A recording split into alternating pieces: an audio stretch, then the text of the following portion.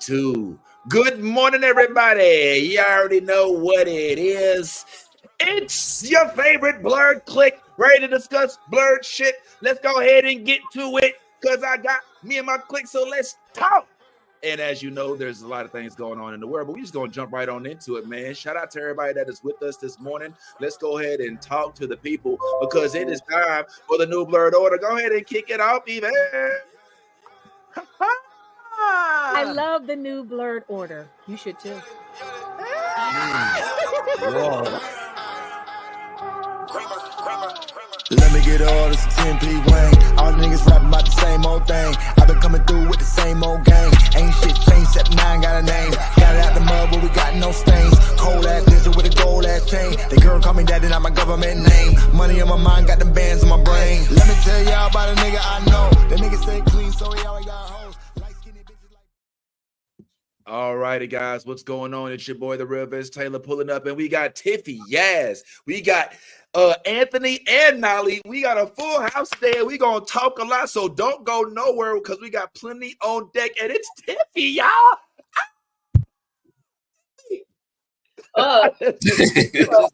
That was my drama. I'm just playing.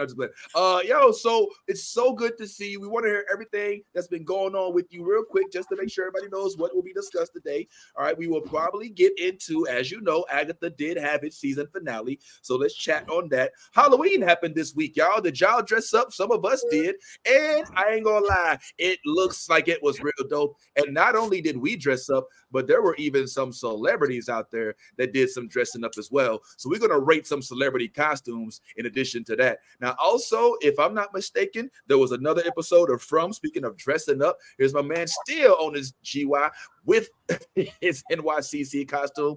And of course, Penguin did have another episode, and there's a lot of other exciting things going on as well. But before we get into all that, I am not gonna lie, I am excited to rap to you all about these Halloween costumes. Tiffy, you mentioned that it looks like only Anthony got to dress up this year, and Tiffy, you were not able to dress up like you wanted this year, huh? No, it's not a wanted to. I very happily did not dress up. I'm at peace with dressing up. And before this year, I never told y'all my Halloween hack.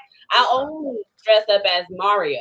Like the Mario cosplay that I had from years ago, that's what I wear in Halloween, because it's recognizable, it's comfortable, and because people be drunk on Halloween and whatnot, if something happens to the costume itself, it's really easy to repair. So I've always been a take it easy for Halloween person. Maybe I'll change that. Really? Probably not. That's fascinating, Tiffy, because you go so hard for the cons. I would assume that it's a weird thing that we don't associate, like cosplayers and Halloween. We kind of look down on Halloween. Am I tripping? Like, we're like, oh, you don't go ahead and get your little Walmart costume while I'm over here stitching and gluing shit together. Actually, no, that'll never be me. That'll never be me. And no shade to people who do that. I see when people, and I'm gonna say regular people, and I don't mean it as a bad way.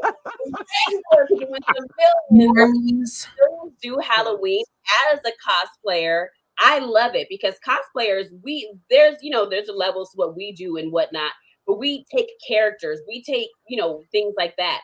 People that do Halloween will take concepts. Like, did you see the girl that was the box of perm hair where she had the green board and she stuck her head through, angled bob to the side? It literally looks like almost every Black woman knows the perm box. She was that box. Someone was a billboard from her city where she like dressed up as the woman on the billboard and like so it's like a different type of creativity that non-cosplayers tap into for Halloween, and I respect it. But it's because I go so hard for cosplay. Halloween comes around, I'm just like, do that for one night, or like, you want me to put that thing on, that costume that literally gives me scars, and no. Just sit at my house.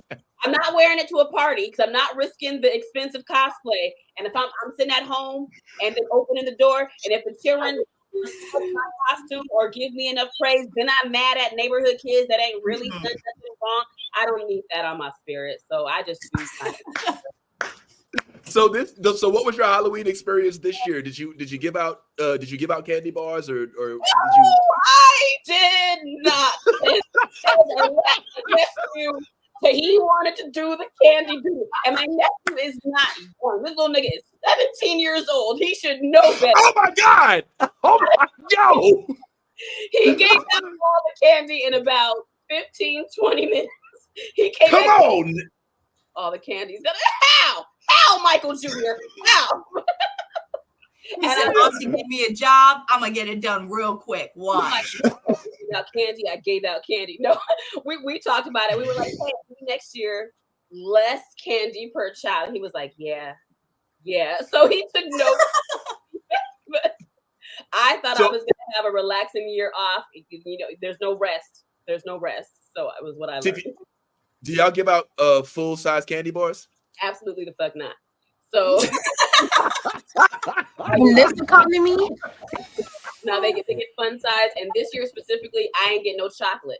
And the reason why, because I lack self-control, so my problem got to be everybody else's problem. Absolutely. If I walk by Reese's a million times, then I'm not strong enough to say no every single time. But I know that nerds. I got one little box of pink, one little box of purple. I got a Reese's from my niece Charlotte from her thing, and I was good on the candy. So it was still the good fruity candy. It was some Laffy Taffies and some Nerds. I got gummy bears, and the first children to come through, I heard them because I was listening. They were like, gummy bears. I was like, hell yeah. No full-size candy bars over here. Wow. So I have a theory. Is there any possibility that nephew maybe ate some of that candy? Probably. And maybe okay. Well, I want to get him all the candy though, and my nephew, I trust him, so I'm not gonna assume the worst, most dastardly things. Y'all got a ring light? Y'all got a ring camera? Because y'all might need to do. I also switch the sound in the app. You can switch the sounds. So when they walked up, it was like a witch's cackle, and my mom was like, "Oh, it's really good." You got to build those core memories. You just have, and you're not expecting it because we don't have any scary decorations. Just one little jack-o'-lantern and then a witch cackle when you approach because it's motion sensor based. Yeah. Ooh.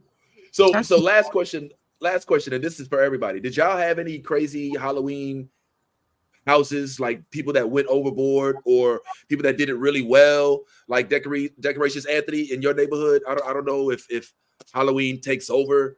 Or it's I got this one neighbor down the block from my house who goes in on like every holiday. She's an older woman, and like every day for the month of October, she changes the decorations around. So like one day there's like a Wednesday Addams mannequin dancing outside along with like Miss Bride of Frankenstein and all these other things. And then the next day there's like a Dracula coffin. Then another day there's one of them dogs that just come out, them demon dogs. You ever seen them at the Halloween store? Yes. Like when the demon dogs. Like demon dogs. Yes. Every day she switches it up for the month of October, so you never know what she's going to put out there. I'm gonna see if I can send you the clip. Maybe we can show it in a little bit. But now she's about to probably start switching over to Thanksgiving. Thanksgiving. Wow. Oh, that's all right. Thanksgiving holiday. Now, does she have the peanuts? Like, what is her Thanksgiving decor? Turkeys. Yeah, what the fuck? yo, time out. So, I want to see this. I'm real interested. All right. We going over. Look, first of all, I don't remember when Halloween decorations became a thing. I remember that we used to put up like a little sign and we used to like put some lights on. But now you putting full Christmas tree Halloween lights and full like skeletons, full spider webs on your bushes. I'm like, hold the fuck up. Now we talk about.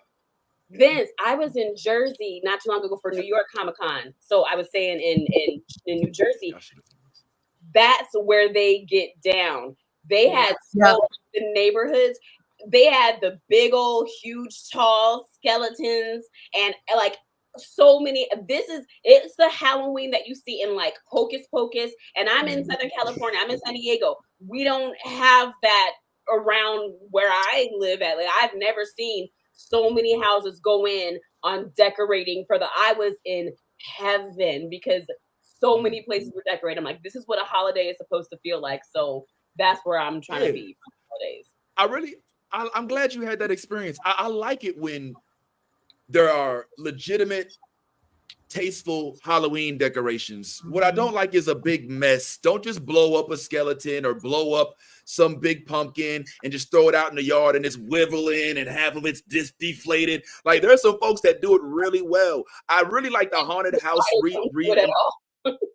Yeah, I love it when I look at your shit like, oh my God, you know what I'm saying? Like, oh, like that's creative. Like if I see somebody with like a head on a spike or some shit like that shit and it looks real, I love that. That's cool. You know, I think that, you know, you don't think that's cool?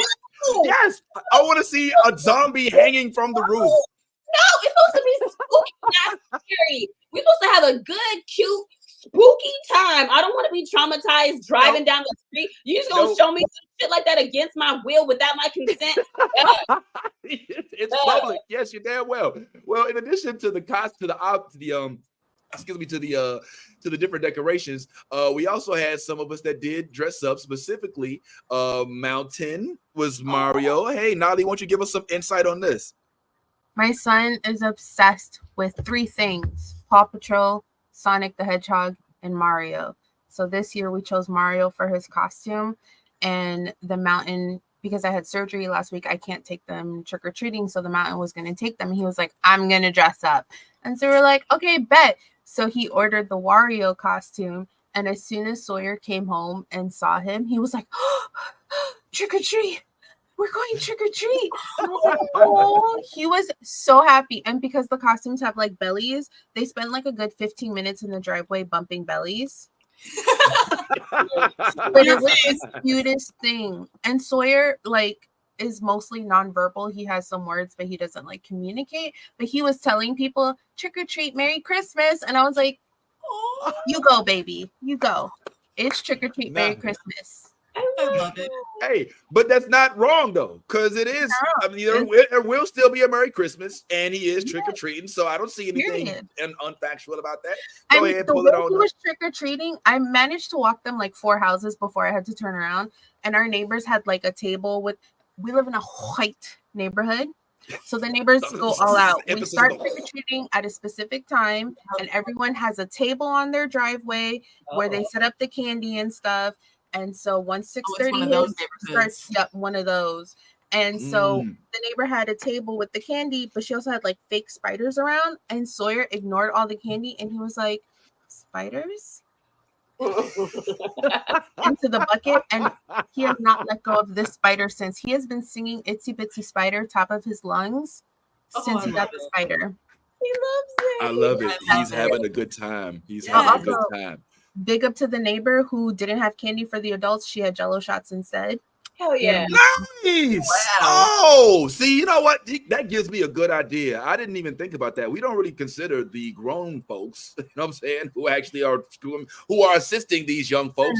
That I never considered their okay. I'm gonna add that to the list of things to consider. I had adults and like older kids like hesitantly come up my driveway, and I was like, if y'all don't come up here, I got candy and I can't eat it. I need to get rid of it. So I don't discriminate. I don't even care if you say trick or treat, whatever. Take it. Take it. Take the candy. I might have some Halloween pre-rolls to give out next year.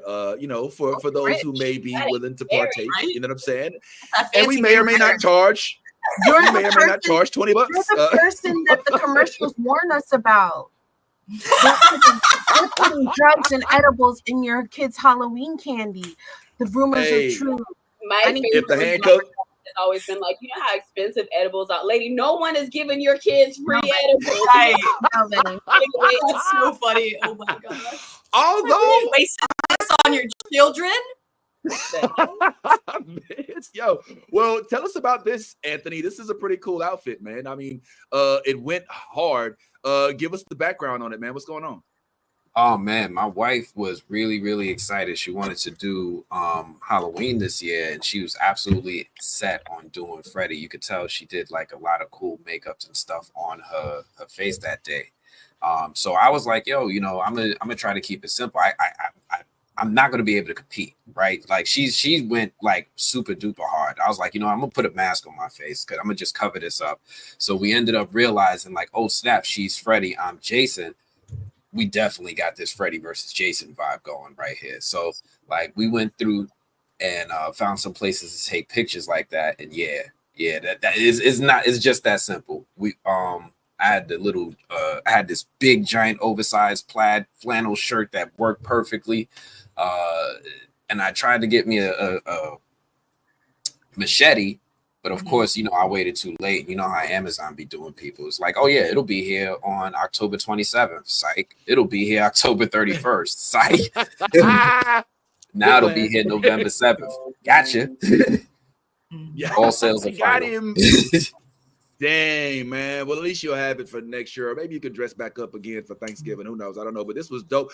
Is your wife and your family really into the Halloween thing?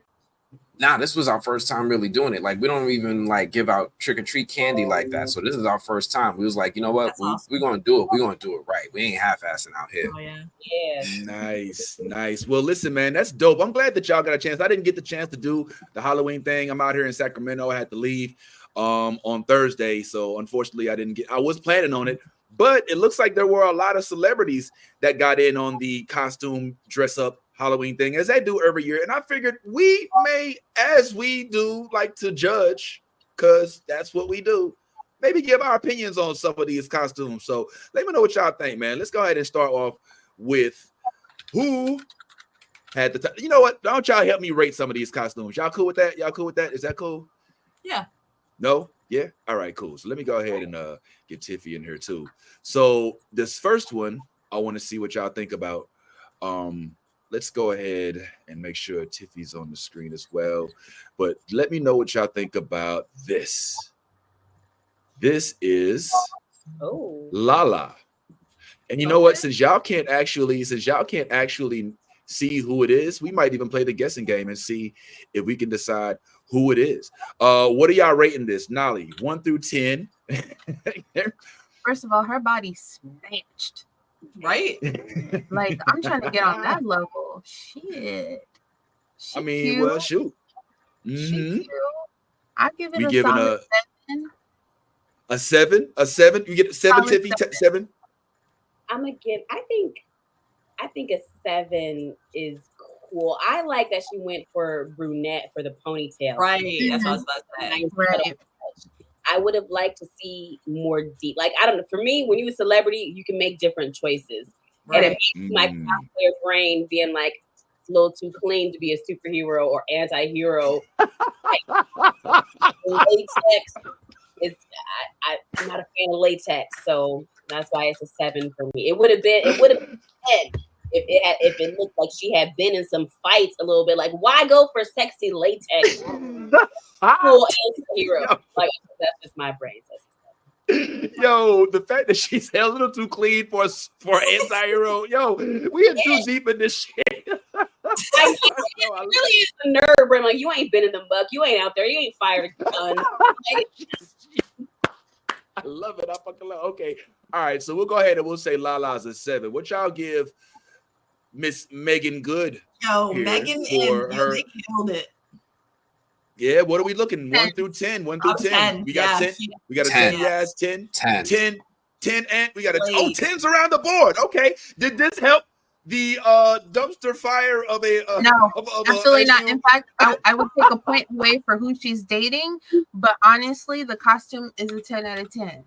He did look pretty good though with the vampire in Brooklyn look. Like, I'm not gonna lie, he killed it. I mean, so he just looked too goofy. I'm so sorry, but he's not. Yeah, I agree. Visual goofiness. I only see him, and I think that they not like us. When they have the video of him dancing. Yep. Oh no. At least he's not wearing some oversized, you know what I'm saying, looking like he's homeless clothes. Okay, he ate for this. But it doesn't matter what he wears. That's how my like Anthony's dying because he knows it's true. You got the hottest girl in Hollywood and you're walking around and you over here looking like you're some prohibition era, like you smuggling alcohol. Right. Like she shot some. Oh my God. What the hell's going on? Yo, y'all gonna leave. What y'all ain't gonna do is just roast Tick while he ain't even here to defend himself. Like, that's Tick, man. Y'all forget now. Come on. He dressed better than S Tick. Behind. Jonathan needs to reemerge. His Tick been in his place. Tick had style.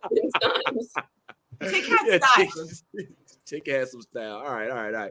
So what say y'all about Miss Glorilla as the progressive lady from whatever? What do we get?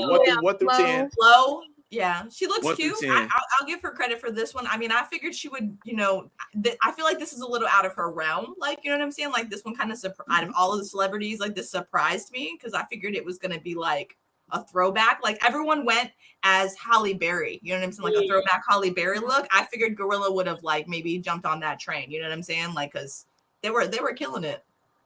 She's so cute. 1 through 10. 8. An 8, yeah. 8 is in ass. She 8. All right. She that face card. It's very simple. It's very simple. It's cute, safe. but it doesn't need to do anything more. Right. So Yeah. what it is, it's real cute. It's an 8. 8. I like it. 8. Okay. All right. Cool. We got an 8. So far we got a 7, a 10, and an 8. What say you about Miss Minaj? Next. Oh, are we our team Cardi? Is this what we are? We are. Oh, sorry, but no, she killed this look. She definitely did. Like, I love the difference, you know what I'm saying? Because Corella could have went on different kinds of way, and she chose the black and white instead of the red. So I mean, she ate as the dogs. I'm not gonna lie, like, you know what I'm saying, like trying to portray herself as like, Yeah, the dogs. I think was it. Yes, I even like the hair split. Oh, with the hair. Yeah. No, yes. Now. The only critique I would have is this is definitely a personalized cosplay because I don't know which version of Cruella is this. I'm assuming this supposed to be Cruella. But it's not. We've never seen Cruella in any type of outfit like this, but that's I think the good thing about doing a character like Cruella. Right. It doesn't need to be anything specific. Cruella as a character is going to do white, black, animal Dalmatians, touch of red. That is Cruella. So yeah, it's a good version of it, in my opinion. I agree. I see you. Nari says Glorilla should have won as Tasha Mack from the game. She do look like Tasha Mack from the game. That is a good one, man. I don't know how you dress up as her, but I see what you're saying. All right, so Lotto, it appears is Jessica Rabbit. Our thoughts, ratings 1 through 10. Lotto's giving young Faith Evans to me. I say that all the time. It's a 6 for me. 6. Wow. What's the 6? Because I'm so picky about Jessica Rabbit, only because for me it's the hair. Yes. The volume is lacking. It is lacking volume. Even though Jessica doesn't have a whole lot of volume when you go back and look at Who Framed Roger Rabbit. Something about Jessica Rabbit cosplays, you gotta have like ridiculous hair. Cardi B did a Jessica Rabbit, I think. Yeah. Who knows? Maybe it was AI. But that wig looked incredible. Yes. I don't like boneless Jessica Rabbit hair. So 6. We're going 6. All right, cool. We're going 6.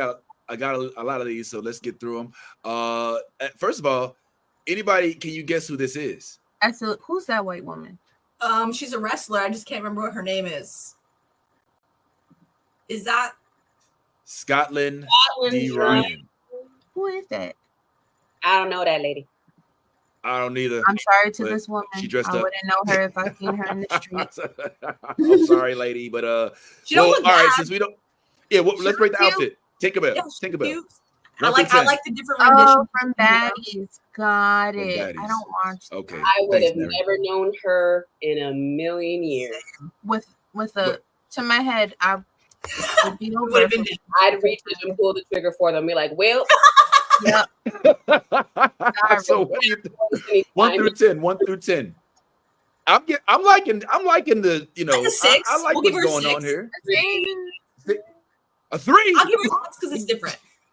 A 3. 6. It's the hair. Woo! It's the hair. It's not even a. It's not even a good Tinkerbell. It's green lingerie. Yeah. It's green. It's not doing it for me. Okay. Are y'all for like the lingerie outfits on Halloween for like if they look sexy good, world? if you snatch in it, yes. You can do lingerie. There's nothing against lingerie outfits.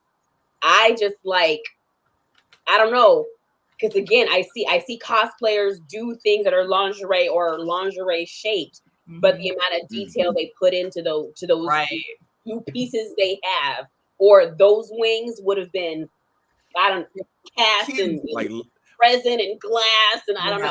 Yeah. It would have been lighting, and it would have been mechanical. You had a button, and you know what I'm saying. Brand. This came out of a bag. No. Yeah. She got it from Party City. Cosplayers do not respect costumes. Yeah, costumes is a big no. Cosplayers do not respect costumes, yo. It's just a fact. You know what I'm saying? You just when there's no effort on your own about it, but I'm like, if you're asking me, I can just keep my opinion to myself. But since you asked, oh, we want to know. We want your opinion. What's up with this one? All right, you said that Cardi was. Look at that hair though.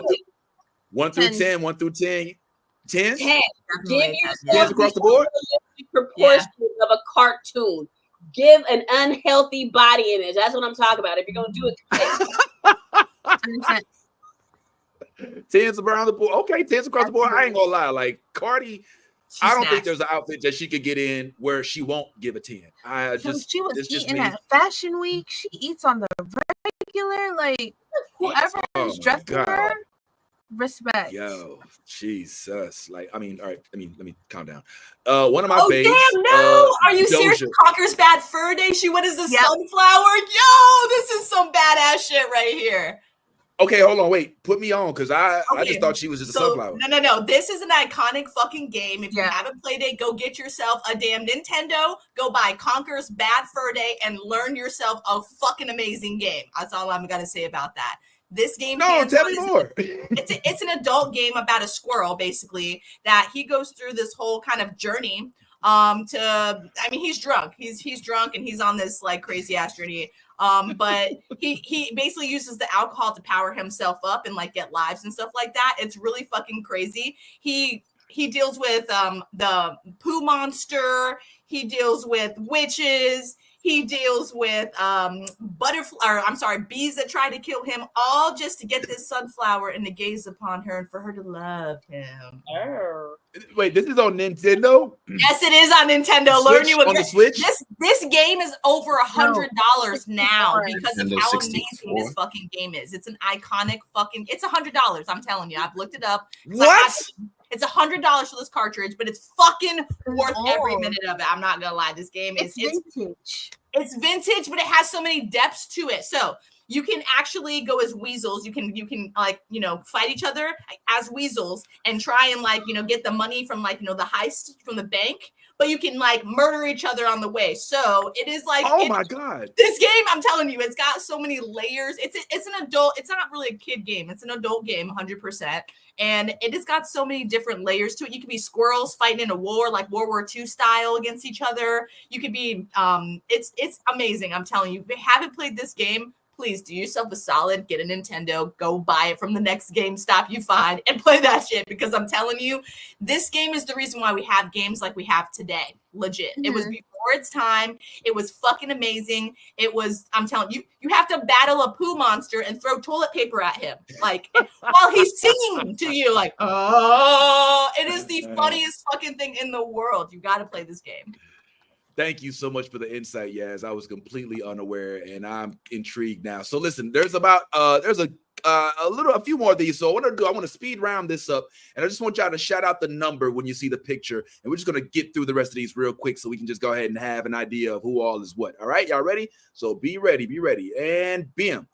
This is Mario as Thriller. 1 through 10. Shout it out. I'm giving it an 8. I mean, Thriller's been done before, so that's nothing new. But I give it extra. I mean, probably somebody on staff, man. I mean, but he's doing the dance, so you got to get at least a few points for doing the dance. You know what I'm saying? So I give him 8. I was gonna say 6. I'll give him a 6 with Tiffy. Yeah, I'll give him a 6. 6. Okay, 6. All right, fair enough. 6. This. Oh shit. 6. Yeah, this is actually Kim Kardashian. That's Kim Kardashian. Yeah, but the problem is, it looked like AI to me. I ain't gonna lie. Like it just AI. It looks like AI. It looks very, very filtered and I'm a photoshopped, and I don't. So I'm Yeah, giving. doesn't I was even about to say look I'm like gonna her give. I'm gonna face. give a 1. Yeah, I'm giving 1 because I think that this is That shit Adobe is creepy. Photoshop. So we've got right here. Guess who this is? It's Sweetie. What say you? I'm giving it a 5. I mean, it's Joker. 4. Yeah, 4. Yeah. I'm doing 5 because I like the nails with Joker. Yeah, I do like the nails. The nails. Okay. I do. Good That is my observation. I favorite. didn't even peep that. All right, just a couple more here. We got Kill Bill with Lori Harvey. I'm giving this a 2. She committed. What? I'm giving it a 2. It's Why? 2. It's very easy. Wig, outfit, sword. I see nothing else creative about it. Give me Bill's head along with it. Give me something else that goes with the outfit. I feel the lackluster, but I mean, I wouldn't say a 2. I mean, like, you know, it's. I mean, she's got like this. She got the form. And she looks, you know what I'm saying, kind of spot on to, you know what I'm saying, like the movie. So I don't know. I would. She could literally. I feel like a 6. A 5. Yeah. 6. 5. I All think right, the 6. 5. All right, I'm sticking with my 2, but it is what it is. Nari said, "Where's the blood cuts?" Vince is with you, bro. Vince is with you. He ain't happy. Thank you. Sexy red A hoe. 1. 0. A 1 for me. 0. Whoa! Yeah, this was- Wow. She got this from a box. 1 because That's- it's sexy red. She deserves 0. Same. Hey, listen now. What? I'm listening. I was gonna say I'm from St. Louis, so I have a little soft spot in my Do you? heart. I don't understand what the. Even though she got some crazy political stuff and she do a bunch of crazy stuff, something in me She's from mad. St. Louis just make. She's out here telling people to vote for Trump. She gets a 0. It's a- 0. Oh. She's selling All lip right, well. glosses named after STDs. Okay, a 0. All right, let's keep it Ew. moving. What do we think about? What do we Oh my think God, about they're these? so No, Oh, I love it. you don't like these? I'll give this a 10. And we see these all over the place. Like there's Velmas and Daphne's everywhere. But them to do this like this, I'm giving it They're 10. cute. What about y'all? I'm an 8. Yeah, Because I'll give it an 8. it's also really easy. A pretty girl, sexy girl, they're gonna go for Daphne and Velma. They're gonna do the stand where my glasses. I can't find my. They're all gonna do the same thing, and it is cute every time, but it's not. It's not much. I fall for it every time. All right. He's Yeah. Thank you, Anthony, I'm for not your mad. honesty. We appreciate you. Yo, okay, we gotta go. We only got a couple more, y'all. Then we're gonna get into Hey, Agatha, what? but we gotta We go already with know. Meg. We already know. You can go 20. over 10 on this These are one. 5s. This 20. one, I would. Yo, I was about to say I would go over 10 if it was Over it. allowed. The Because this hair, right here yo, is the hair is giving so much, bruh. The comic hair itself is accurate a 10. costume. Yes. And you expect nothing less from our stallion, right? This is a queen in the blurred sphere. So yes, but goddamn right, we 10s across the board, baby. Just a couple more. All right, Oh my it's God, cute. they went spooky with Spooky. And now you say That's 1 through cute. 10 quickly. I would say an 8. I say was an gonna 8, put 7. 8. That's Yeah. super cute. It's creative as fuck. Such a cute outfit design. Yes. Like like it's so cute. And they got the backpacks too. Yo, they Yep. killed that shit. Okay, 8. so I like the 7, 8. Storm from Lupita. Okay, Lupita. I got mixed Now, feelings everybody's- on this I one. do have mixed feelings. Okay. I'm gonna give it a 7 because it's Lupita, just because like her in general, you know what I'm saying? Like she's giving me Storm vibes, but I'm just not feeling it from the outfit. You know what I'm saying? Like the outfit's killing The it. outfit's based off a specific piece of Yes. artwork. But Okay. I'm just like, you're Lupita. You have access to things that we don't. Exactly. Why Right. would you not look like That- did not look like that. Yeah. It really Yeah, is what Tiffy, you took the words out of my mouth. When I look at Lupita and I think about what's in her bank account, I'm thinking you can do better than the storms we've seen at Comic-Con. You know what I'm saying? And it doesn't take that much. I mean, you could just have a staff member do whatever it takes. So yeah, give me some light, give me some flair, give me some, give me something a little more. This, unfortunately, as much as I love seeing her as Storm, it's falling a little short. So I'm going to give it a 5. Okay. Damn. Uh, The wig all right, and the cool. lackluster. Last one. All right, I ain't Is gonna this lie. AI generated? I don't even know who this is, so we just gonna keep this moving. That's man. definitely airbrush makeup. But who? Yeah, who that's is airbrush. it? But I'm asking respectfully because I'm looking I respectfully. don't. No, we just go past that one on. And this one right here is your girl Lizzo. Lizzo. Wait a minute. Yeah, That's Lizzo? Lizzo slimmed down. Lizzo went like, yeah, Lizzo's got a whole new body image and everything. Like, she is a whole new Lizzo right now.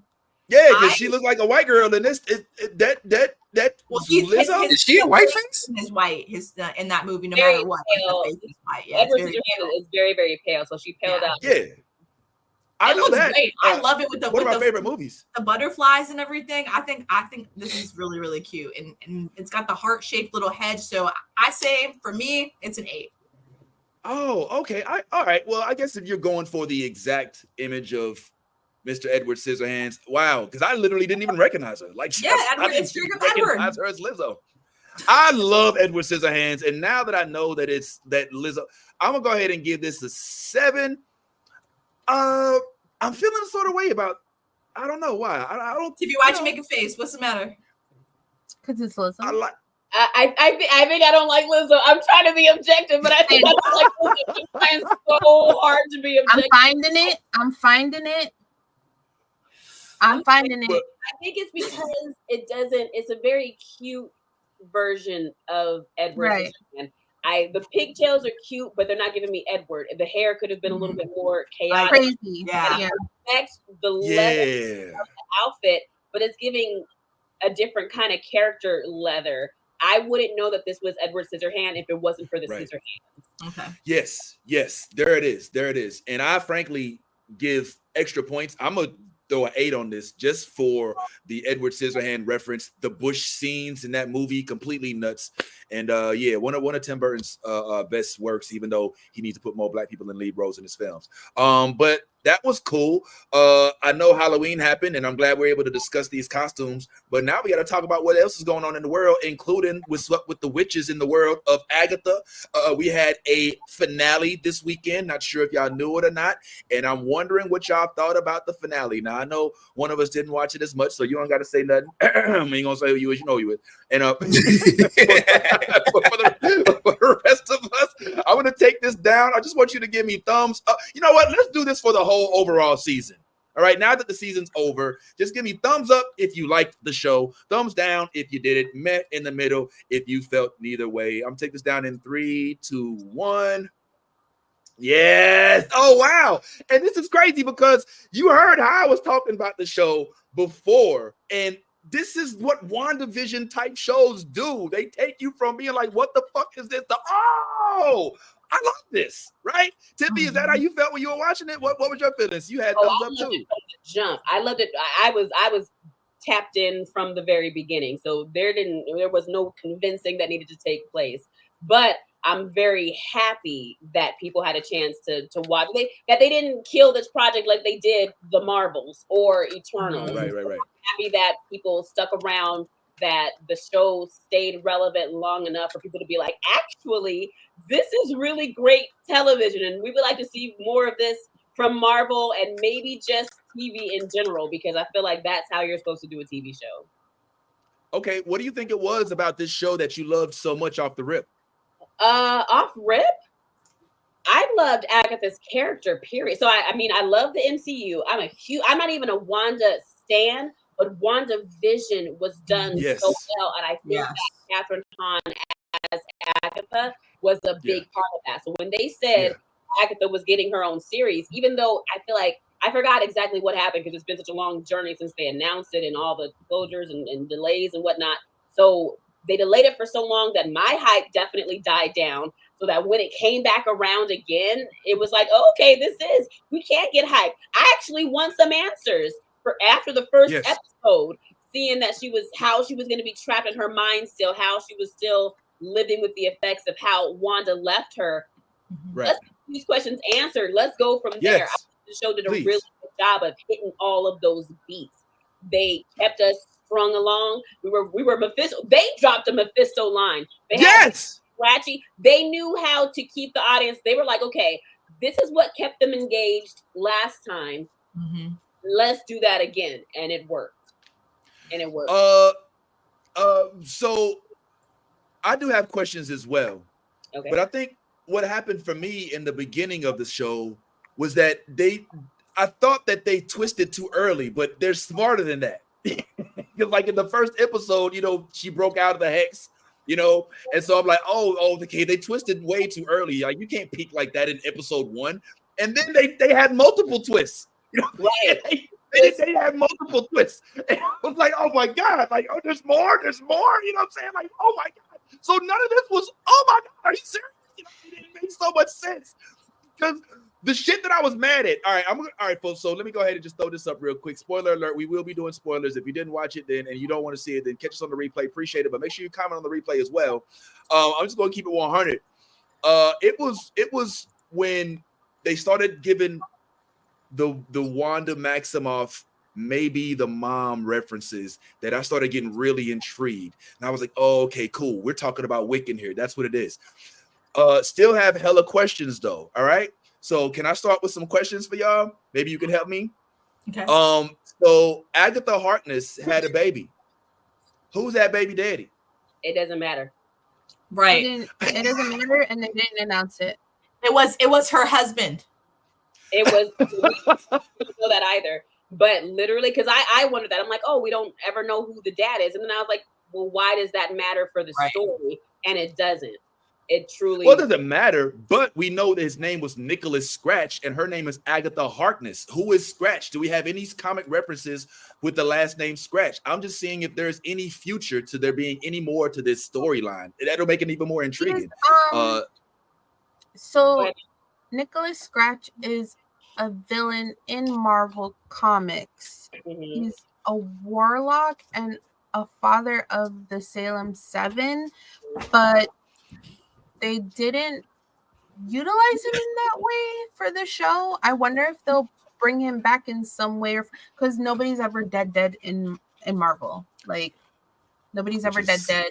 We have alternate universes, so it could be a thing. But he is a villain and a warlock and a father of the Salem 7. So so in the show, the only link that they give is when she gives birth to him. She's like, I said no spell, I did no incantation, I made you from scratch. So maybe she didn't give her name because she understands her legacy. She knows that as Agatha Harkness, she is known to be not a good person. So I think it's one of those things where they differed, they strayed from the comic books, and it's one of those things where there's no reason to explain his last name. Nicholas Scratch is his name. At this point of introducing Agatha or keeping Agatha in the MCU, that's all that we need to know. So I don't think that there's any significance at this point in who his father is or why his last name is Scratch beyond the reference, I made you from scratch, Nicholas Scratch. So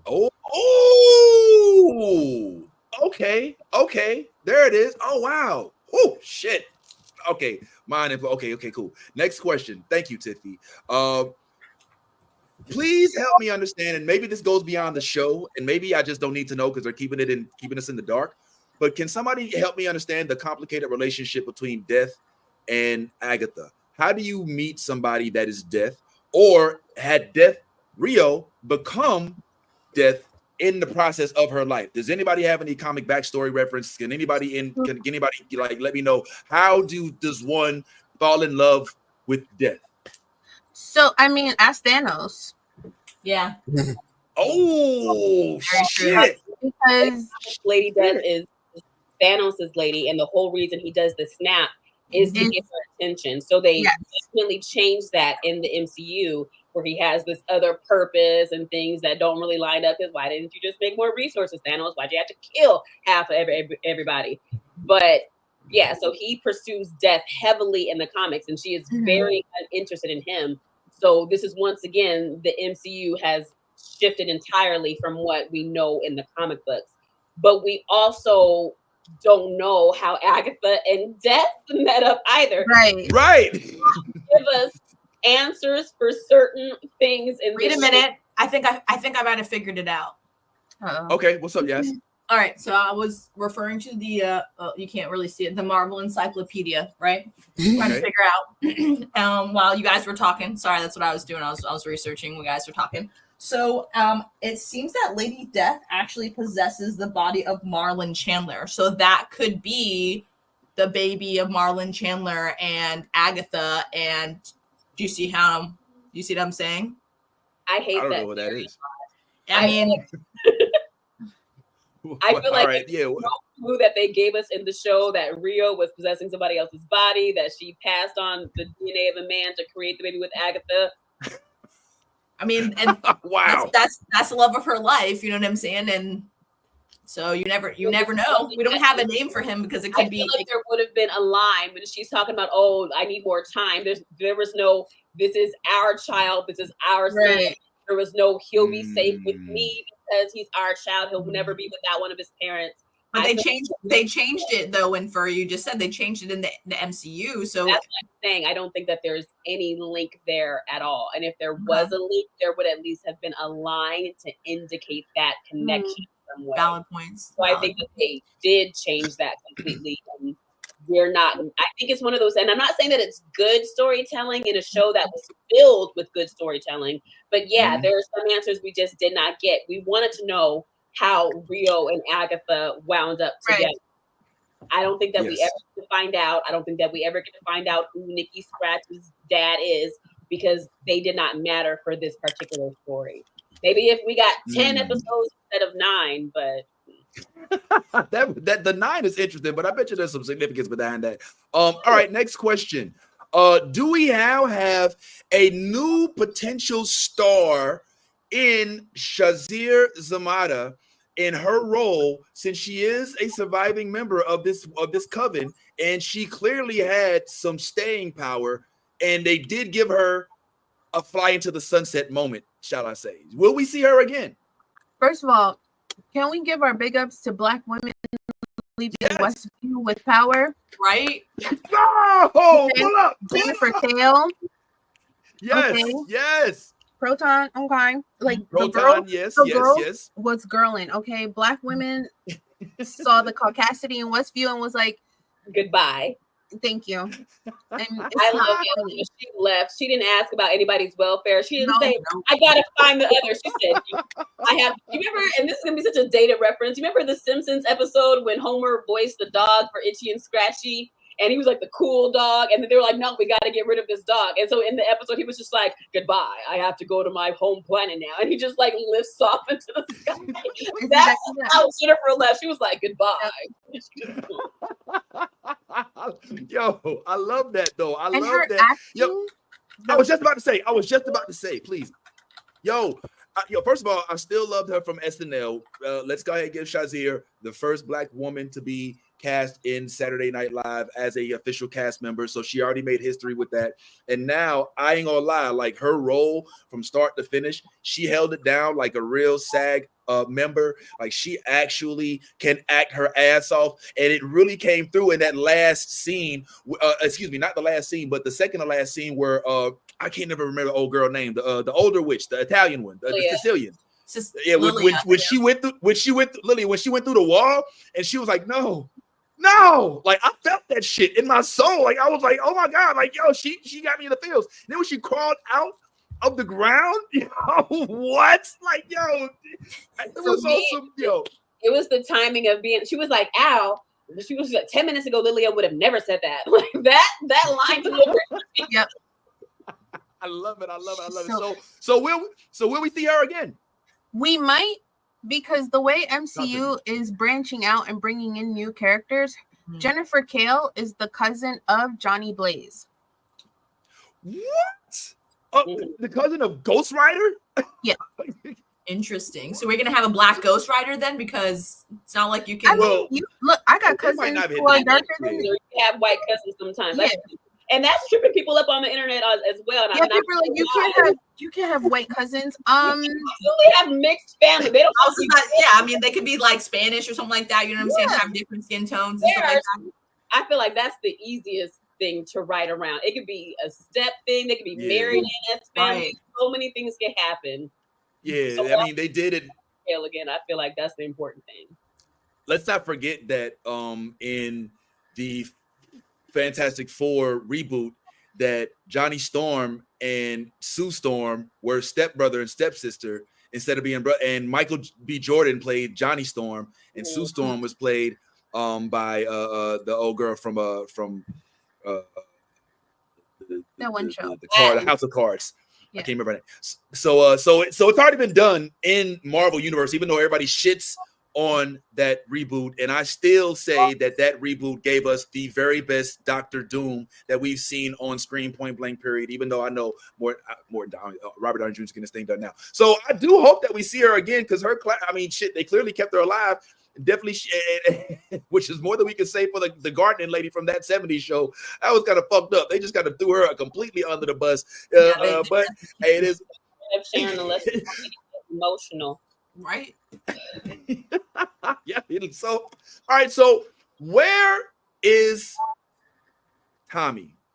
What are our theories? We don't know. Is Tommy floating in the Soul universe? Go ahead, Titty.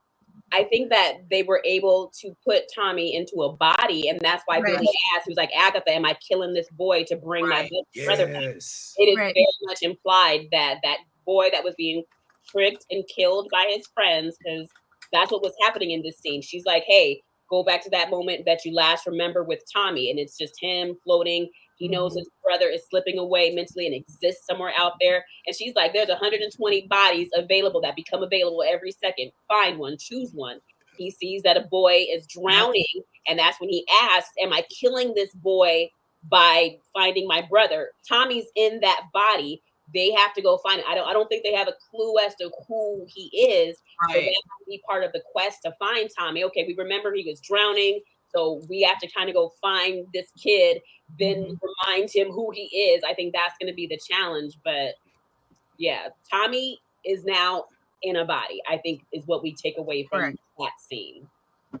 You know, for a split second, and I'm glad that they had episode 9 to clear this up, but for a split second, I thought that there might have been correlation between Nicholas Scratch and the boy that was drowning. But I thought after that clearly made no sense because he's from centuries ago. You know what I'm saying? So that I thought, I was like, okay, she's making her son into Tommy, but it doesn't appear that that's going to be the case now. But I mean, I don't know, because the whole ghost thing, you know. But so that scene was crazy, right? It wasn't just me. Like, yeah, am I killing this child? Like, and then she says some shit that fucked me up, Tiffy. She said no. She said no. She said no. Sometimes boys die. Yeah. Yeah. And I think that line specifically, some things we want answers for. Like, it's not important, but no, I get why we want. Who is the daddy? We would like to know. It's not the story, but how did Rio and Agatha get together? We would like to know. But we understand that for the storytelling, there was no time for this particular story. But that's an answer that they provide. Why did Nicholas Scratch have to die? Why did the boy that Tommy went into? Because sometimes bad shit happens. Sometimes there's no magical reason. We discover that Agatha didn't make a deal with the devil, didn't trade him for the Darkhold, didn't do these terrible things that they want to put on her. The reality is, for all of her power, for all that she could do, her son was going to be a stillborn. Death was able to give her more time, and nothing in her power was going to be able to save her son. Sometimes boys just die. And it's sad because it's meant to be sad. She's so powerful, but in this, she's powerless. It's meant to be just that. And Tiffy, you hit the this was our first true window into the long-lasting vulnerability that Agatha had that we were unaware that she had. Because this whole time she was putting on this front. And I love one of the biggest twists in this for me was one that wasn't really recognized, and it was the twist that Agatha was not just some dumbass, some fuck chick who was just being goofy as fuck. Like this motherfucker was smart. Like she was devious as shit. Like she told the truth from the beginning. She said the road isn't real. It's just like she said that from the beginning, and no one wanted to believe her. So she's like, okay, we can do this again, Right? I guess, but sure. Like, but she told the truth from the beginning. Yo, she had like Sauron's deception, like the level of deception she did. I'm not gonna lie. I was like, yo, this bitch and Sauron be hanging out and talking. I swear to fucking God, because Yo, I never yes. liked those things, so I don't get that reference, but I like the way you said that sentence, so I'm gonna agree. well, just like Sauron from Rings of Power. the Sauron level from Rings of Power. deception, you know what I'm saying? It's got so many layers to it. Universe. She's like, yeah. He's like, I don't know what the fuck that is. But She's yes. like, you said that, and that was good what you said. So thank you for agree saying with whatever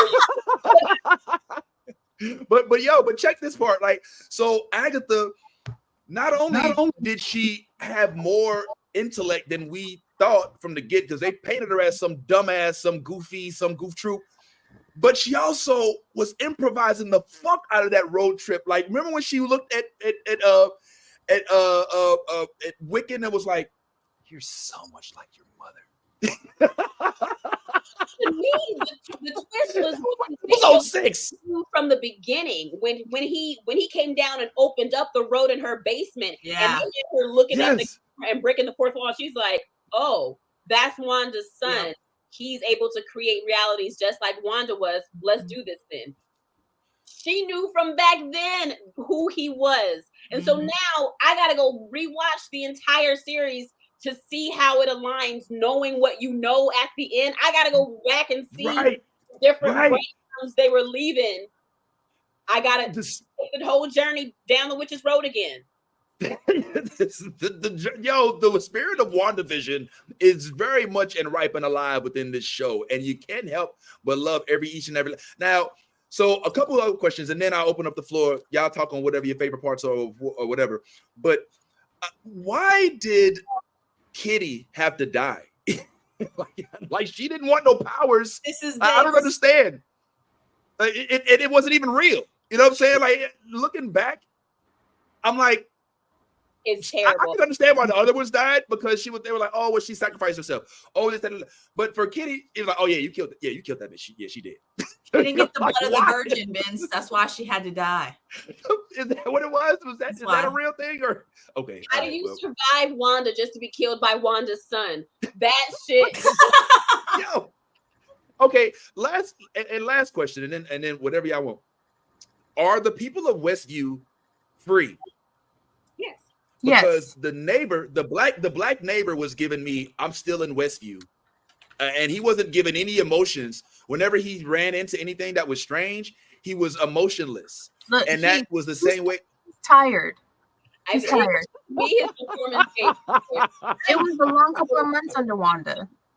They should have given him a couple more lines. They didn't even one black person in that white writer's room to be like, nah, he got to say like, oh, hell no. Or like, you know what? Yeah. I'm packing. Like, we need a web series, and that's what they should have done. Like they did with Thor, when they had Thor have his own little web series when he was trying to be a normal human being, and it was just like the side adventure of Thor. We need that for the citizens of Westview, because Herb went home and be like, hey, baby, we need to go. We need to get the fuck up out of here, because I done seen. He looked like that Wanda bitch, don't he? He looked like Wanda. He got in the Prius and drove off afterwards. I can't live in this town no more. I'm not doing it. That's what we need from this. Because they're just like, again?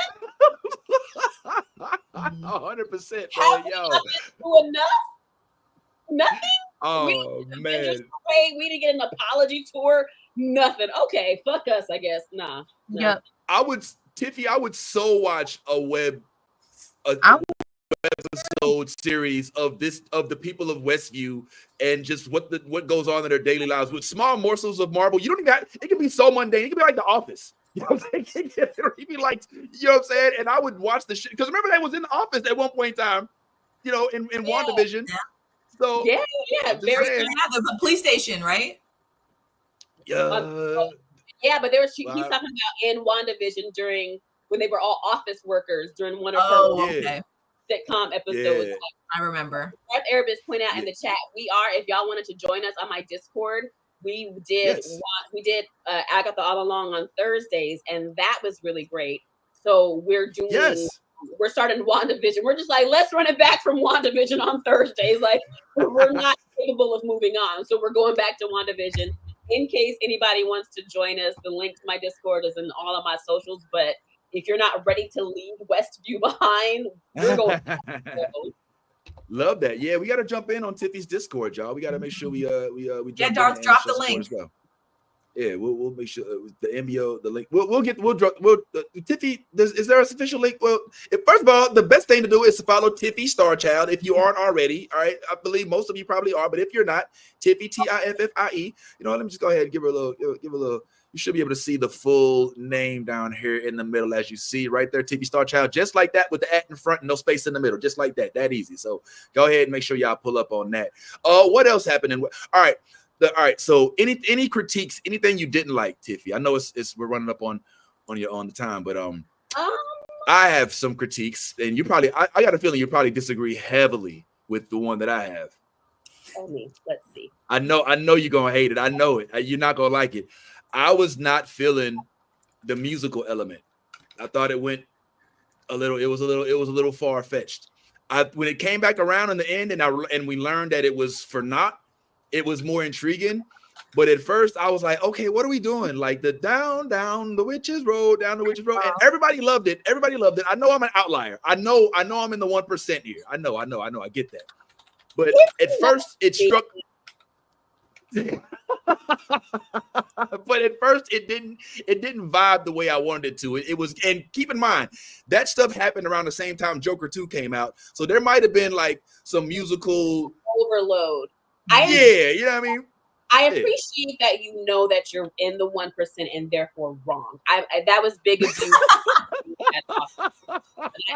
That makes my job much easier when people know that they are wrong. Also, on top of that, I think the other side of it, do not cast Patti LuPone, who is a Broadway legend. When I tell you she's a Broadway legend, people might also legendary Yellow Diamond from Steven Universe. If they're not theater people, she is a legendary voice, and she's that down, and that's Patti LuPone that came in and elevated that song. You don't cast Patti LuPone without letting Patti LuPone sing. I don't think that's the reason why they put songs in it, but I can see why, if you're not a musical person, why that would throw you off. I do think that even before we got to the last episode and saw the origin of the song, the of the song was so incredible, particularly when it came to Alice's mom, Lorna Wu, who took a song that was legendary and already very popular and made it famous. Not only did she just elevate this song to a level of fame and brought it to the mainstream with her song Down the Witch's Road, that version of it, but then you find out that she used it as a, did you not know that? Yeah, in the story. Wait, that's a real song? No. In the world, in the story. Lorna Wu was a very famous rock person. Oh yeah, okay, yeah. Alice's mom. And then she has her version of the song. That's why we got a different version of Down the Witch. So there was the first one. I think that one was just meant to be cool and be like, yeah, we're going to sing this song. We're going to have these women harmonizing. It's going to be really neat. I think that was the base of it. But then it's another level. There's this other version of the song that they sing during Alice's trial. And then you learn that the Mother Magic gets me really emotional. She used the song as an incantation to save her daughter, which is crazy.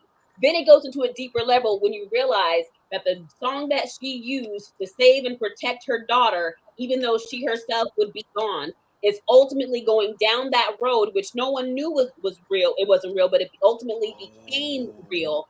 But her daughter ends up losing her life in that road, protecting somebody else's son. Like, there are so many layers to that show in regards to the song. And that's before you even get to the fact that it really was Agatha all along, because her and her son wrote the song. That was the coven. You remember when Jennifer tried to check her on the lyrics and be like, no, it's coven true. And Agatha is like, no, it's coven 2. Agatha knows because she was the one that wrote it, and the coven 2 was her and her son. Right. The layers around the show, specifically around the song, to me make it worth any feelings of why are they singing, because music is magical. And that's the whole basis of the show, these different types of magic, how they're using them. So I feel like Get over it. You don't like musicals. Get over it. oh, I definitely did. Yeah, I mean, I clearly finished it, and like I said, I got a much better feeling. But answer me this: how did the young lady that approached Agatha for the first time when she first did the farce of a road trip, how did she know about the song if they made it up? Well, because remember, before he died, she put that little boy to work, and he was singing in taverns. She put him to work. Child labor laws weren't like they are now, so so the he would find the witches. Yeah, that she would steal their power. There's this I heard it in a song. That's how word of mouth just spreads and how legends grow. Okay. It's a song they're singing in a tavern, but I heard that there was a road that exists that you can get your powers back, and that's what I need. Well, yeah, let me show you this road then. So okay, well, damn. Hey, you know what, man? A lot of my questions have been answered today. You know what I'm saying? I feel this has been very educational and informative. You know, do y'all have any questions? I love them. Let's go. Yeah. Did y'all have anything? Could y'all not make anything? The only other thing that I have, and I won't keep you too tough, Tiff, but it's not as much a question, more of an observation. But the decision to include Mr. Boner. I think that was 1,000% fan service. I think that was just to. I think that I think that was just for us. Yeah, I mean, did it do what it was supposed to do? Because his existence is so. I mean, because we knew him as Quicksilver. Now he's just some dude, but he's a dude who's a conspiracy theorist, but he knows the real shit, but it's not real. And yeah, I think that you had to let they toyed with us very heavily when they brought him in for WandaVision in the first place. That was already kind of messy the way that they did that. So whatever. There's no going back and unringing that bell. But bringing him back makes a whole lot of sense. He's a person, because we have the other side of it. We have the other side of the coin where we have a whole bunch of Westview residents that have decided to stay. Their homes are there. Their families are there. They collectively went through a traumatizing experience. But where are you going to go? New York, to where the Avengers are fucking things up daily, and you might lose your car that you just paid off because Iron Man decided he wanted to use it as a shield in a fight. Where are you going to go? Well, you can stay in the I'm a graffiti where Wanda's house rubble stands, and that's how we're going to heal from this. So you have that side of it with people that are just like, you know what?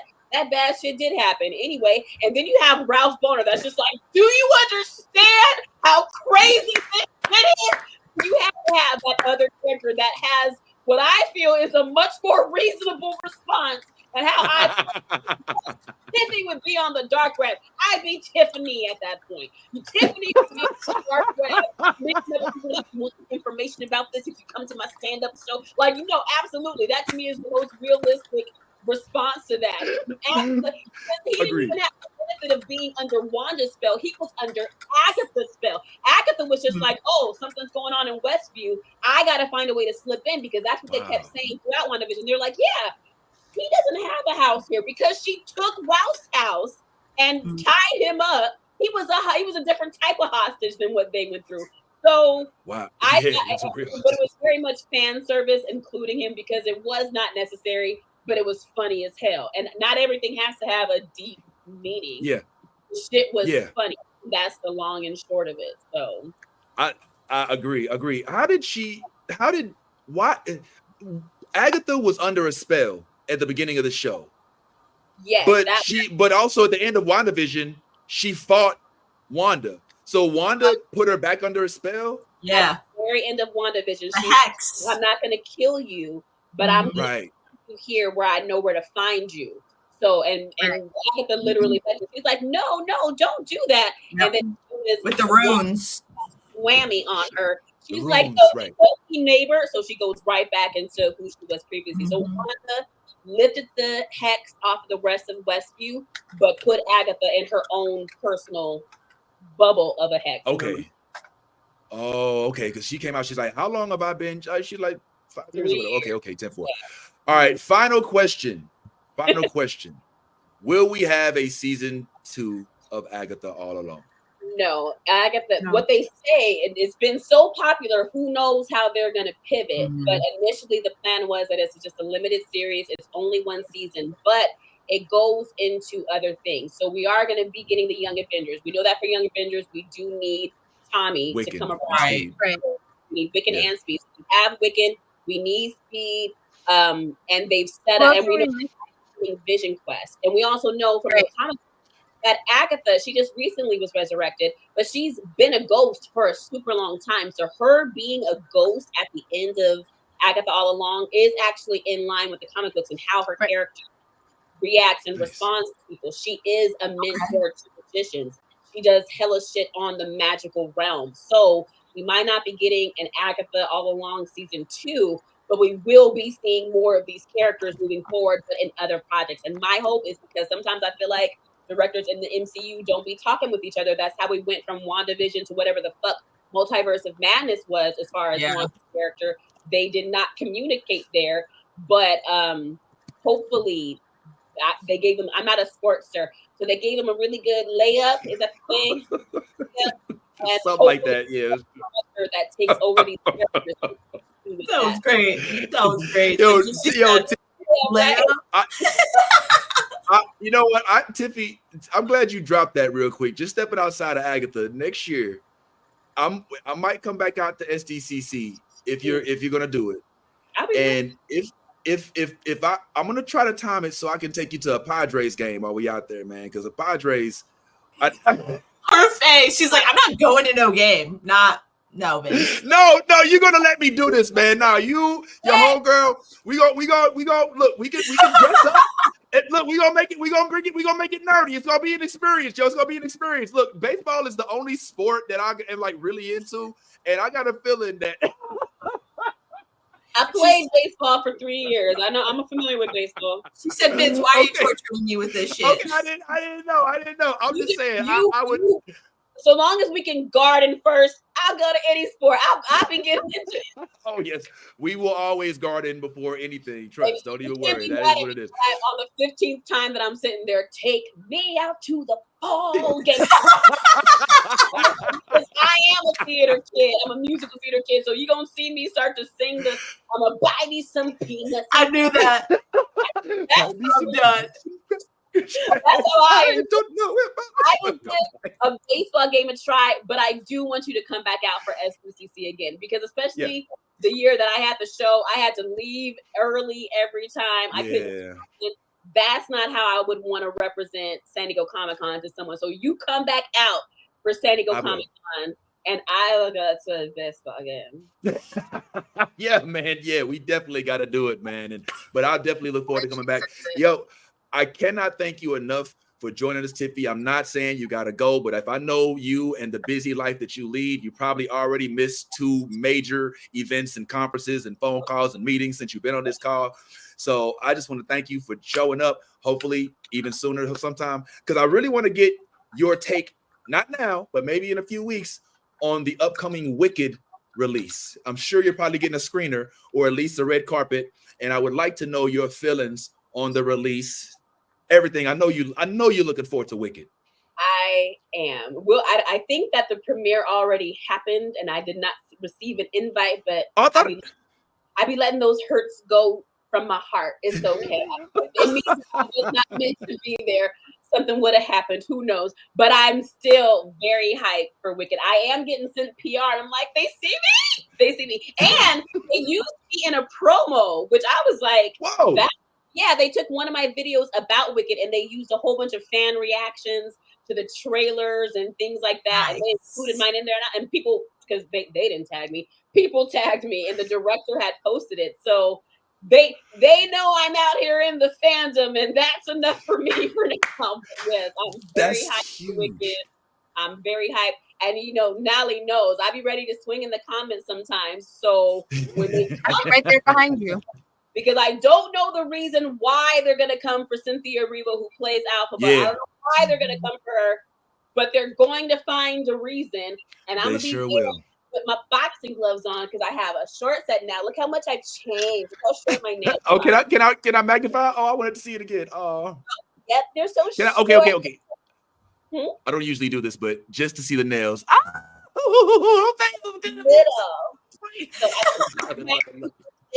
I can also fit these into boxing gloves. And I will fight for Cynthia Erivo. I don't care what she said in the past. We've all said dumb things. But it will say. That okay, part. Good. Well, yeah.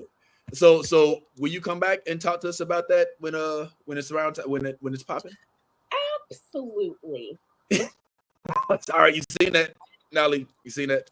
All right. Okay.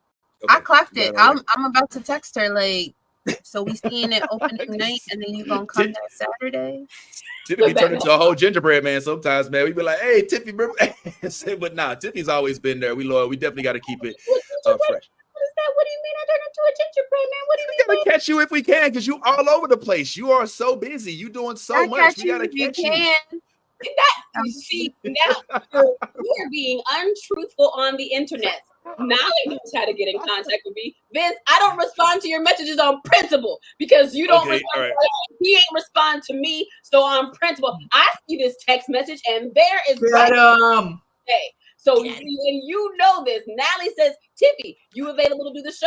I said, yeah, Nally. And it was just that easy. It was just easy. You ain't about to pay me on the internet as something I'm not, because now if you want me on the show, she knows how to get me to say yes. Hey yo, it was cap. I'm sorry.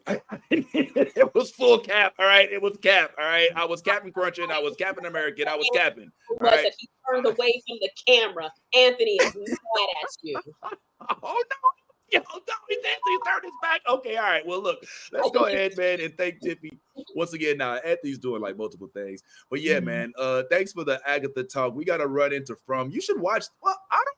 Should Tiffy watch From? Actually, Tiffy, you should, because the way. Okay, so From is on MGM Plus. It is a total mind fuck though. So like, strap yourself in, get ready. It starts off just a little slow pace, but like once. Like the first 8 minutes of the show, like watching it, it draws you, and you're like, "What the fuck is going on in this?" It's crazy. It's just basically about these people getting stuck in this town, and we don't know where this town is. We don't know downtown because I don't want to watch that. Is it a what? No, it's not a sundown town. It actually is. No. It actually is. It kind of is if you think about it. It kind of is. Not the same pretenses. Not the same. Not in a racial sense as we know it in America in the Bible Belt. Right. So it's not. But in a sense that there's things that come out at night that can kill you. So that's why he's saying that, because after sundown, everyone has to go white. It's not because you're black. Yeah, it's not white. It's all actually, we're not white. Yeah, it's everybody, every gender, every I'll race. explain it better to you later. Yeah. Well, she's got to go now. So, but yeah, we were interested in. I don't know if Tiffy can do it, but because that show requires an amount of what intelligence? Of accepting that you're not going to get answers. You know what I'm saying? And we just went through Agatha, and you're like, oh, I want answers. And this is a show where they just feed you more questions and more questions. So that's the only reason I say, you know, if you're one of those people who get frustrated with not getting answers, you know, that's the only thing. I will say, because it just reminded me of that. I don't know if anyone here has seen it, but the movie, the show Chaos on Netflix. Yes, that was so bad. Shut up! Yeah, sometimes you make me so goddamn upset. It was so bad. I got like 2 episodes in and was like, "What is this shit?" So you haven't finished it? You only got 2 episodes deep? I couldn't get any more. Please try more. Because stop. I'm gonna watch it. I'm gonna text you. I'm gonna tell you if I wasted my time or not. I owe you if it wastes your time. But I will say, it's been canceled by Netflix, so it's one of those things. We won't get a conclusion. We won't ever get answers for things like that. Okay. First 2 episodes are rough as they're setting stuff up, but it's amazing. It is an amazing show, and I'm so upset they canceled. It's rough and slow paced. That's what she meant to say. It's mad slow pace in the beginning, but just finding the way that they do different things with the Greek mythology. On that same note, Norse mythology, Twilight of the Gods, also on Netflix. Watch it. It was so good. It is. What's the name of it? Twilight of the Gods, and it's animated. That's a Zack Snyder one that he did. It is Zack Snyder. So fucking good. so good. It is good. It's Game of Thrones level violence and bloody, and it basically follows this bride's secret, and she's about to get married. I'm not going to tell you anything that happens because out the gate first episode, this show is crazy, but it is a revenge story that does not quit. It's amazing. Like the twists, the betrayals, the reveals, the happy moments. It is such a good show. It's setting up for an incredible season 2, and I hope it's one of those ones again where Netflix doesn't go, let's pull the plug for no reason. No, they can't. It was so good. That they don't. Chaos should not have been canceled. Did start slow, but when it finished at the end of the season, we're like, okay, let's go season 2. How are we gonna do this? We're literally never gonna know. But I think it's still worth watching. Okay. But again, so my recommendations before I dip out, thank you for letting me rant. Chaos. No, please. Yeah, with Jeff Goldblum, and also Twilight of the Gods, which is animated. And for you, Vince, ain't no singing in either one of them. Nope. Hey, I'm so happy. No, it's all good. I don't mind singing every now and then, but it is when it was a little weird. It's a shame because I wanted to get your thoughts on the Marvel DC beef, but I know we're limited on our time with you. So maybe next time we can delve in a little bit more. But keep as always. We don't have to tell you, but let me not say keep doing because I don't want to give commands. Just say we love every fucking thing that you do, Tiffy, as always, man, and it's always a pleasure. And I can't wait to get back to SDCC and introduce you once again to baseball in a proper way because I know that's what this is all about. I know you're a big sports person. You know, I love sports. I just wake up every morning and I'm like, Tiffy, up of that sports. Tiffy Starchild, everybody, you know her, you love her. Make sure you follow her, and we're gonna check her out on the Discord coming up here pretty soon, man. You can check her out on our broadcast as well as her own. She is a dynamite follow and a huge success in what she does, which is making everything she talks about better. It's just undeniable. Like you can't once you see if Tiffy's talking about your project, it's either really, really good, or once people find out how she really feel about it, that's probably the way it's gonna go. So I fucking love it. So it's a shame because I hope, Nolly, give me your honest opinion. Do you think Tiffy could get into From? Maybe. I'm gonna explain it to her better. I'm gonna text her later. Just let her know it's a massive mind fuck because she's not into all that. You know what I'm saying? She wants to know the answers. That's the only thing that's gonna deter her from it because they leave the answers for you to figure out yourself or speculate, and then they still don't even answer them. Some they do, some they don't. So it's right. The show is crazy. It's definitely crazy. Did you all check out the most recent episode? Yes. Okay. Should we talk about Penguin, and that way Anthony can join our chat, and because he hasn't really seen Penguin. Oh, that's a good idea. You're right. You're right. Yeah, that's right. First, Anthony... and we'll go into that. That way it won't be like too long, and we can still include him. Oh, okay. Definitely. We'll do. Okay, let's do that then. Well, did you all? I'm assuming that you all are both caught up on Penguin. I know Anthony's got some work to take care of. We might even let Anthony get a little break because I'm starting to get familiar with the back of his head. It's starting to recognize so yeah, but anyway, so check it out. The most recent episode of Penguin was mainly about the connection, or I guess the relationship that the new big, what's her name, Gigante? Miss Gigante and the other family. And now at the end of Penguin, we are now looking at the beginning, I believe, of his rise to Godfather status. Yep. In Gotham City is what I'm seeing right here. Like that speech was something crazy. So real quick, y'all, we're gonna go ahead and get into Penguin real quick while we're waiting for Anthony to go ahead and finish up with all of his busyness. Vince, we just hold on. Let me see what Darth Erebus is talking about. I don't normally do this, but this is a all caps message from Darth Erebus. Vince, we just finished a show about woman witches getting falsely accused, perceived for centuries, and you're going to do the same to Tiffany. Yeah. It only just ended, Vince. Damn. All right, I'm sorry, Darth. I didn't mean to. You know what I'm saying? Oh, hey, Ant, your face. Jokes. Oh wow! Look, it's Ant. Hey, You know what? We gotta get Ant a mask of his own face for him to wear on the back of his head. Yes. Yo, with a man is yeah, There we go. Perfect. There we go. With us the whole time. Yeah, man. So we'll let him finish up what he's doing. A couple more things on Penguin real quick.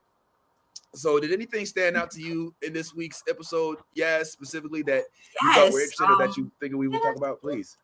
Yeah, definitely. This episode, I feel like kind of put things in perspective for me, technically speaking, with what's going on with the show. I know that we're closing up and there should be, I think, like maybe 1 to 2 episodes left.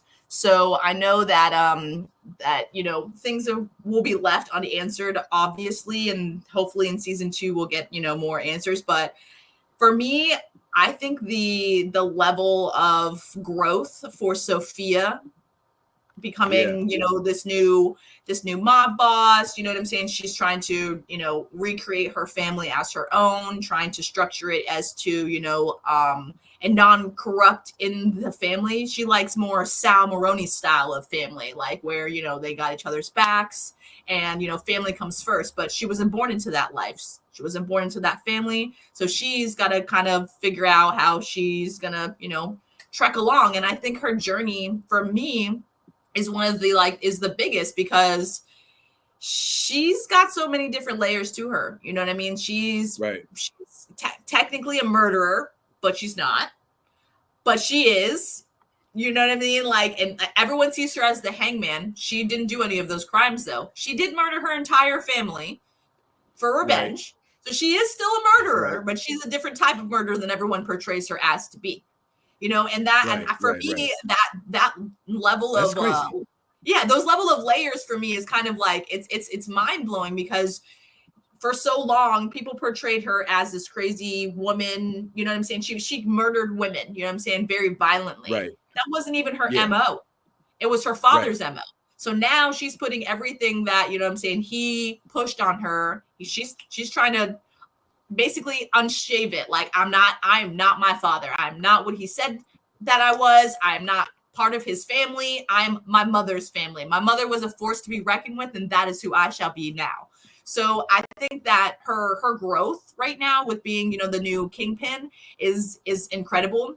And the fact that she's trying to piece together ways to hurt Penguin, and she's like, well, his brothers are dead, his mother is dead, because that's what he told her, that his mother died. She knew that the brothers were dead because of, stuff that happened back in their past. They died young, but she didn't know whether his mom was actually dead or not. She put those pieces together. And the way that when she got to the house, she wasn't pissed that she didn't find what she was looking for. When she was looking through Penguin's house with Sal, she was not mad whatsoever. If you saw her demeanor, Sal was pissed. He was looking for revenge. He wanted it. She was like, hey, practice your golf swing. Boss move. You know what I'm saying? Like, she's moving in ways that she is just becoming this scary mob boss. If you guys have known, I mean, she turned her therapist into her dominatrix little sex lover, and then was like, I'm done with you. I'm leaving. I'm done with you. So and so will see you out. I got work to do. And he was like, damn, you're done with me already? Like, damn. Yeah, that was did she have to kill her family? Yes. She did, yes, absolutely. Because but the whole point of that story, though, like what really gets to me is she killed everyone and left that poor little Gia without anybody. Yeah. So I feel like that's gonna be for this specific story. I think that is going to be a big plot twist later on. Maybe Gia is gonna come back. You see what I'm saying? Get revenge for the family, because this was her crazy aunt. You know what I'm saying? That she, mom didn't want her to obviously be connected with, and now she's the only family that she has left now, because the entire family died from a gas leak. And she woke me up and took me to the garden. Yep. So it's gonna be Sophia. So it's gonna be like that moment, like the Kill Bill moment, where 100%, the daughter come home from school. Full circle, definitely. And I think that's what we're seeing right now is Sophia's rise, and then her niece will ultimately be her fall. Was it? I mean, I know why she killed them all, right? Because I mean, they disrespected, they killed the mom and all that other stuff. But I mean, was that the? They killed I her don't mother. know. It gives to the story. It gives to the story. They killed her mother. They made her think that she was crazy for it. When she asked questions about when she asked questions about it and started doing research because she talked to the reporter, that's when everything flipped the switch. That's when Dad convinced the whole family that she was the one who killed her mother and all these women. It was her. She's crazy. You see what I'm saying? So yes, and they all believed. They didn't even like she said to them, you guys, when she went to dinner before she killed them, she explains to them, I am not part of this family anymore. Like, you know what I'm saying? All of you could have spoke up for years and you said nothing. You signed the affidavits that said that I was crazy, that this was happening. You know what I'm saying? Like, so yeah, she technically had to, because that was her clean slate into a new life. She could not start this new gigante life with the old baggage of her family behind. And her uncle, I mean, he had to die because he still thought that he was, you know, her daddy's right-hand man, still running all the shots, when she was like, no, this is how I'm doing it. He was like, Sophia, okay, we're all going to get revenge. And that's why she popped him at the table in front of everybody, so that way they would know that's my blood. I killed the rest of my blood. I killed him too. Wow. You see what I'm saying? It's like, this is how the lengths that I will go. I am not the hangman. I'm Sophia Gigante. I am worse than the hangman. That's what she and she threw the money out and said, do you want to join me? You want to be a part of a family that'll have your back, that'll know who the fuck you are? That's she power moved the fuck. Every move that she's done thus far has been masterfully beautiful. I'm not gonna lie. She is next level for me. And her showing up at Eve's house to talk, not even to kill her ass, just to talk, to settle things. And she got what she wanted. She didn't have to threaten her.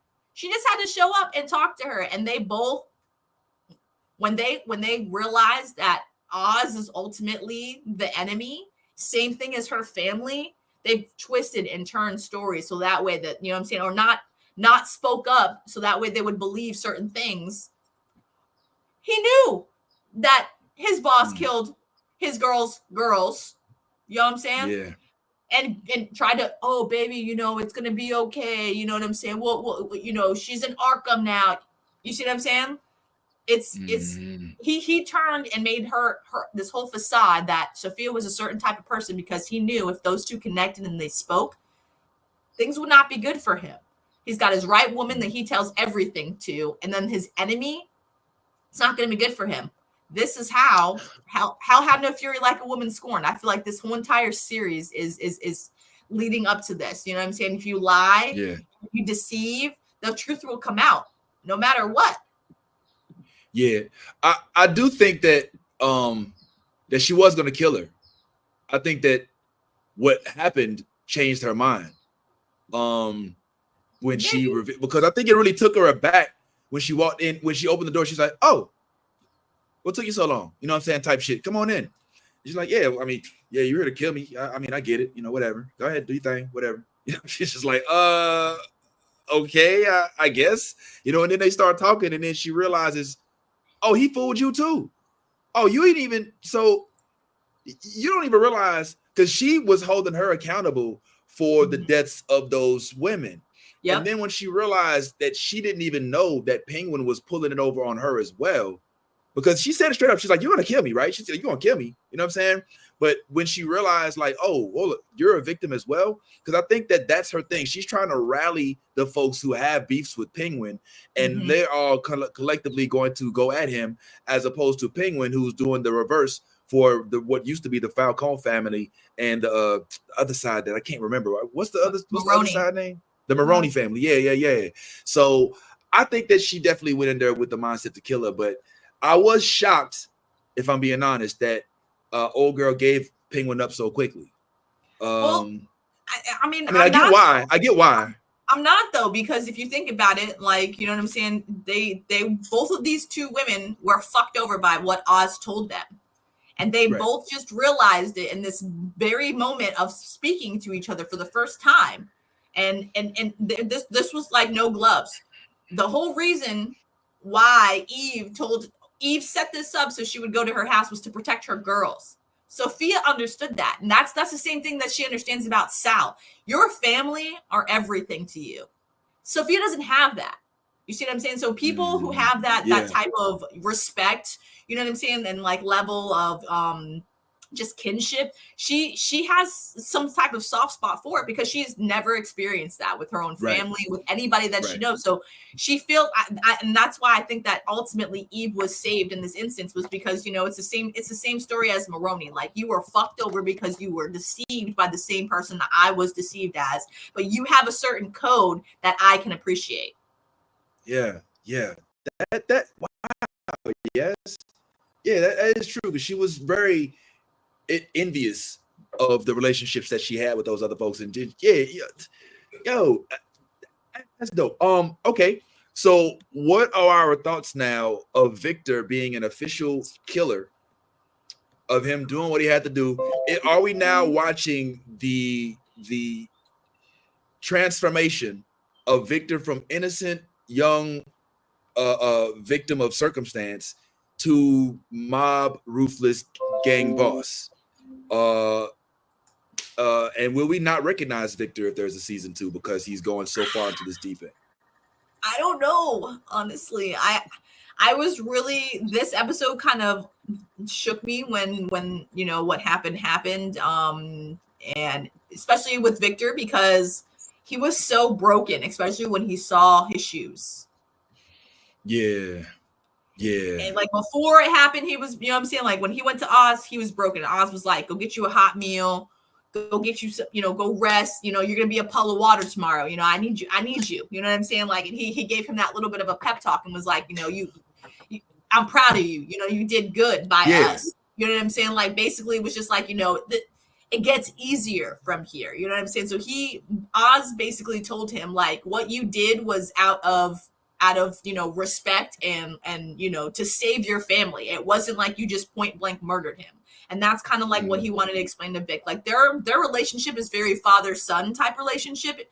And I really I'm really liking the dynamics of it, because, you know, you're seeing a softer kind of Oz compared to how he is with everyone else, you know, when it comes to Victor. Yeah. Like, obviously he has a certain relationship with his mom, which is very touch and go, but with Victor, it is still new and fresh. And he's mentoring, you know what I'm saying, this innocent kid into being one of his biggest henchmen, like, and his loyal foreman, to basically, you know, become what he became for the Falcons.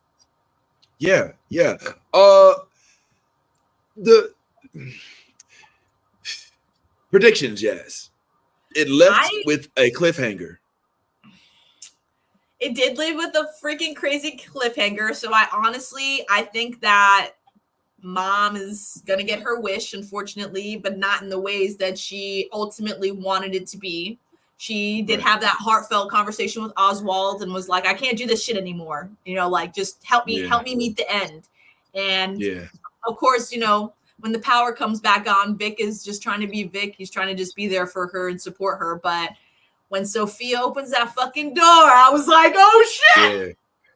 Shit. Yeah. So I told you. I honestly, I'm not sure if Sophia is with anybody. And that was another question of mine, is, you know what I'm saying? Like, because Sophia is a tiny girl. So I don't know if she's got a henchman behind her or what, but Victor is not going to let Mama go alone. Right. So this is going to be a fight for sure. And I'm just concerned to see how it's going to end. Honestly, I'm excited, but I think ultimately Mama's going to get her wish, and this is going to change Victor, and that's going to be Victor's turning point. I think it's going to be like, I ultimately think that's going to be his, because like you see how he is. It's like his mom, you know, he has some type of mother, you know what I'm saying, back again. So this is going to be Victor's breaking point, especially after he just killed for the first time, and she's his only solace in all of this craziness, if you really think about it. You know what I mean? Like, him trying to comfort her, that has been a big thing for him. So I think Victor Freeze may come out after we lose Mama. Is it going to change the Penguin? Hell yeah. And I think it's going to change him in ways that he wasn't expecting it. He's not going to get harder. He's going to get hardened. You see what I'm saying? Like, it's because he's the only one now, and everything he did was for Ma's respects. You know what I'm saying? Ma's not around anymore, so like, you know what I'm saying. And before she died, she did tell you she was disappointed in where you guys are at now, and you're on your rise. You know what I'm saying?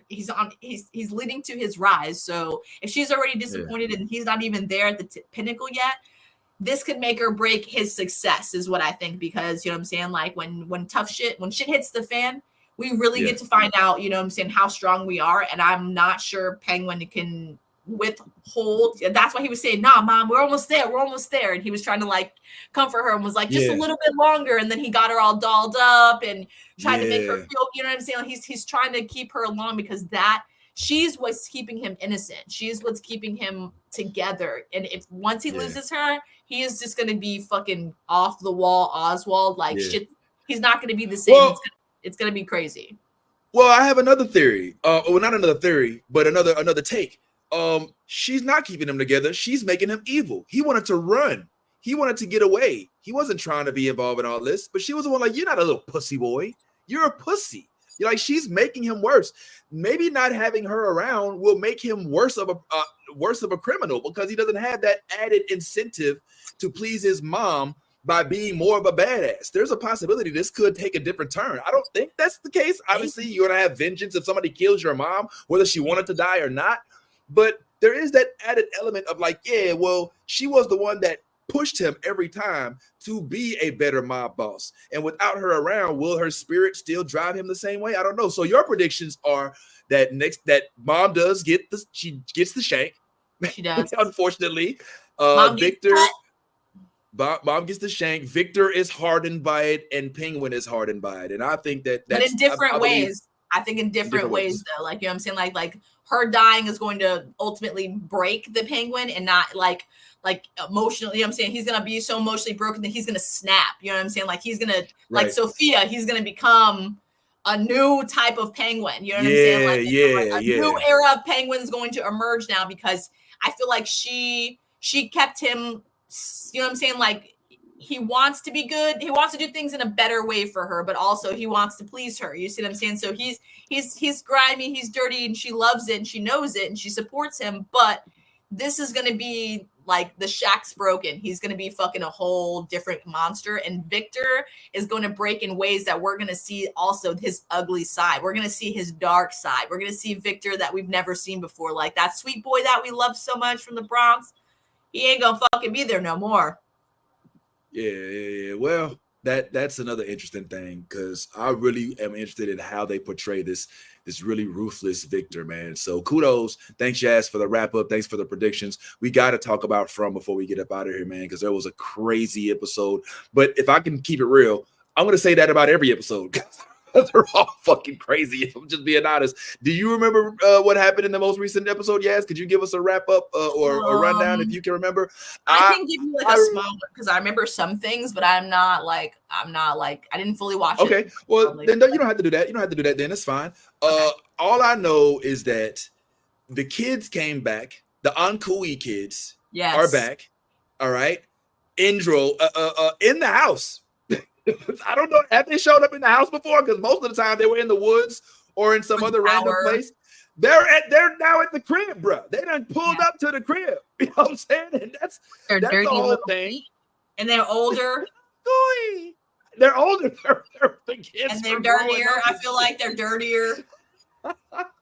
Yo, so that's going on.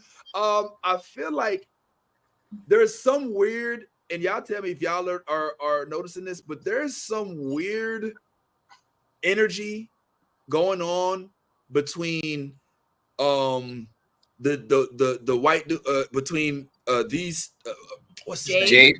Jade. Randall. No, Randall. No. Randall. Well, yeah, that too. Between Jade and Jade, what's name? Yes, Randall and the girl. Muriel. Yeah, there's some weird energy going on there. With for multiple reasons. First of all, because they were in that trance, and so they feel that they're trauma bonding based on whatever the hell that was that happened. But that little scene where they were alone, I know she's with old girl, but Christy. Was I the only one that was kind of getting a little bit of Nope. Like, man, is it just me, or I find myself trying to put these people in relationships, like the trauma boys and the big girl. Like it was funny because what the sheriff, not the sheriff, but the detective, Liam, the son, Kenny. Kenny, is Kenny? Yeah, Kenny's like, y'all be still having them sex parties and shit up there. You know what I'm saying? Like, oh my God, like that's what, you know what I'm saying. But if you think about it, like that's probably the first thing you're gonna do when you realize you're stuck in a place and there's nowhere to go. You know, ain't no condoms, ain't no pregnants, ain't no goddamn clinic, nigga. If some shit pop off, it's a wrap. Like you stuck with Why whatever would that is you get. So you gotta be careful. Without any of the health care, I would not assume that would be. Yeah. You don't. Yeah. Look, if we die, we die. Okay. Well, I'm dying there are bad ways to die. Yeah, I'd rather die Worse without and worse there, blades. Anthony. That's nasty. Yeah, I don't need gangrene of the groin. Right? I'm cool on that. But her, and you mentioned it, Anthony. I want to call him Rain, but what Randall? his weird name. Not Randall, the dude who was a business owner. You're talking about Jade? Jade, yes, Jade and old boy's wife. They're talking way too much. I damn near I would say that if this show lasts a lot longer, that I would be willing to predict that the mother and the father separate in this town. And Jade may become a potential new suitor. You gotta hide your face, man. You be telling. Oh wow! Oh, he's telling by not saying. Oh, he's got secrets. He's already seen it. He knows something. Joe, don't tell us. Yeah. Oh, oops. I'm sorry, I hit the wrong button. Don't tell us, man. But tell us.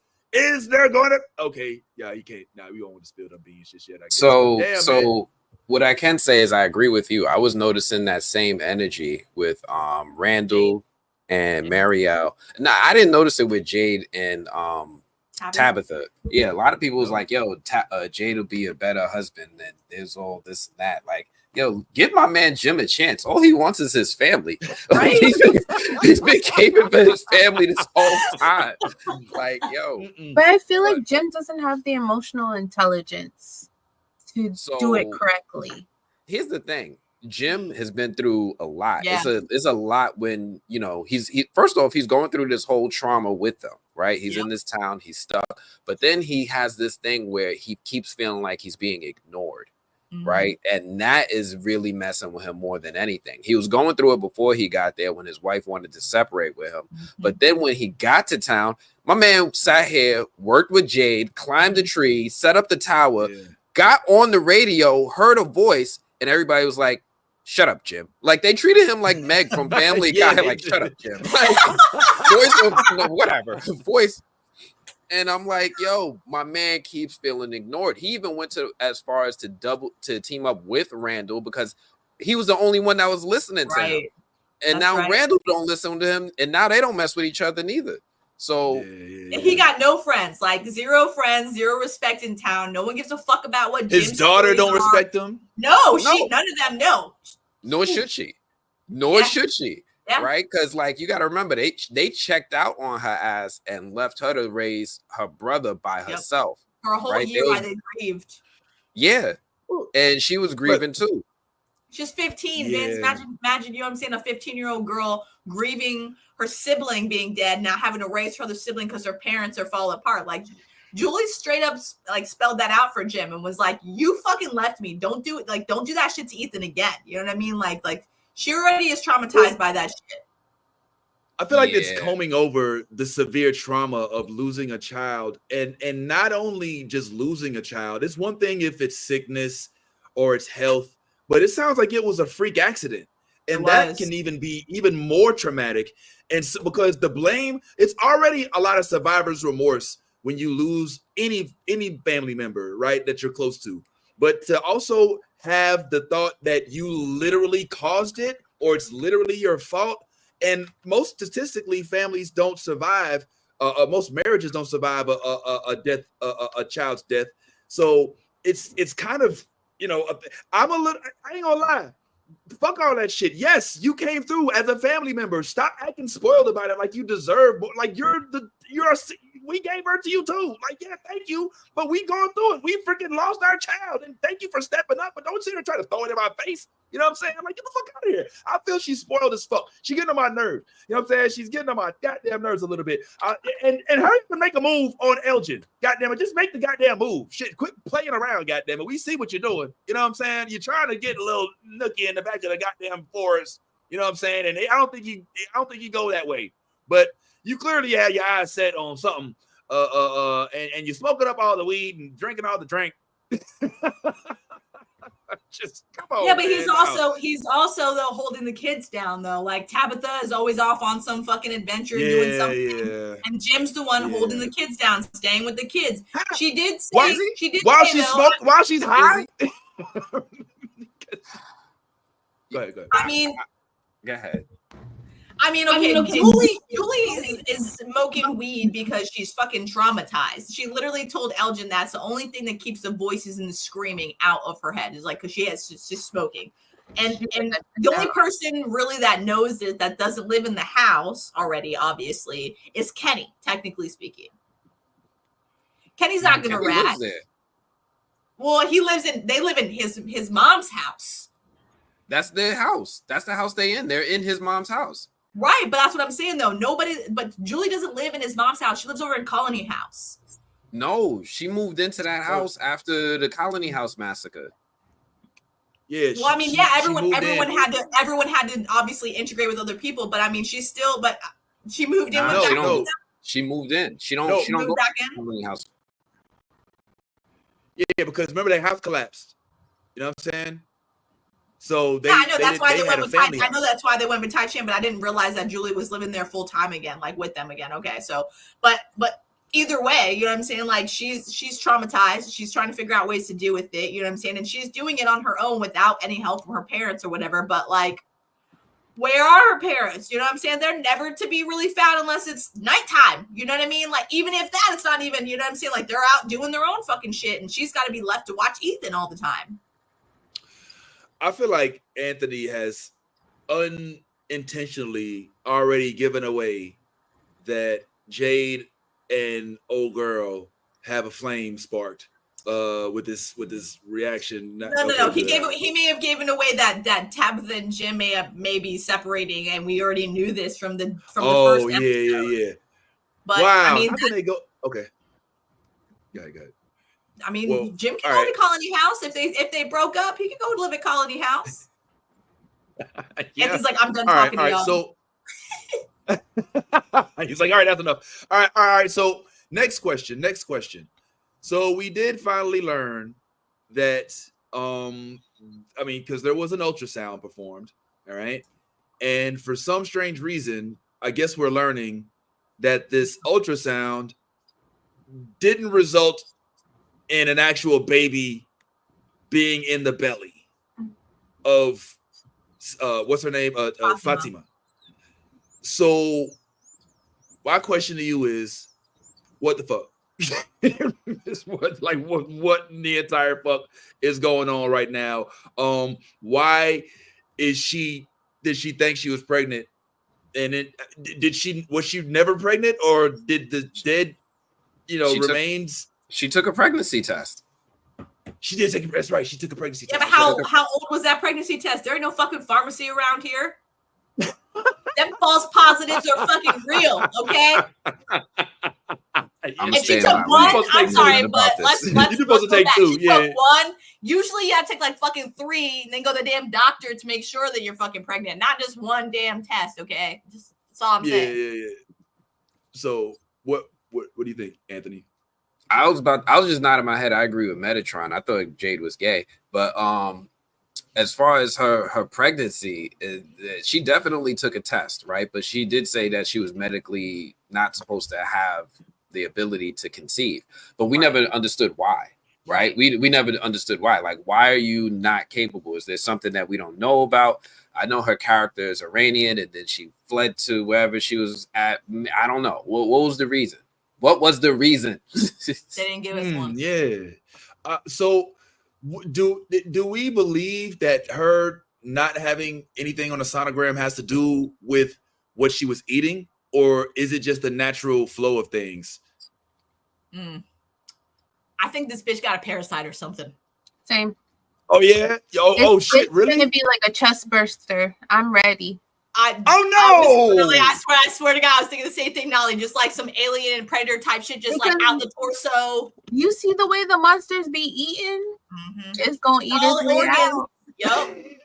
Look, Anthony put his mask back on because he knows. He knows Nolly and I are onto some shit. He fucking knows. That's the tell. When the mask goes on, it's like, something's been getting somewhere close. He's like, okay. hide the face. Okay, I can look at y'all now. More questions. What do we think that what's the doctor's name again? I forget her name. Christy. What do you think Christy's reaction is going to be when she is approached with the idea that her wife or her partner and wants to be now roommates with Randall? Yo, I don't think that's gonna go so well, to be honest with you. Only because, Christy is Christy, Randall is Randall, and their personalities, one, they don't fucking match together at all. I mean, Randall's a fucking asshole and Christy's helpful. So, you know what I'm saying? Like, but I think Marielle is going to go to bat and, you know what I'm saying, like, really try.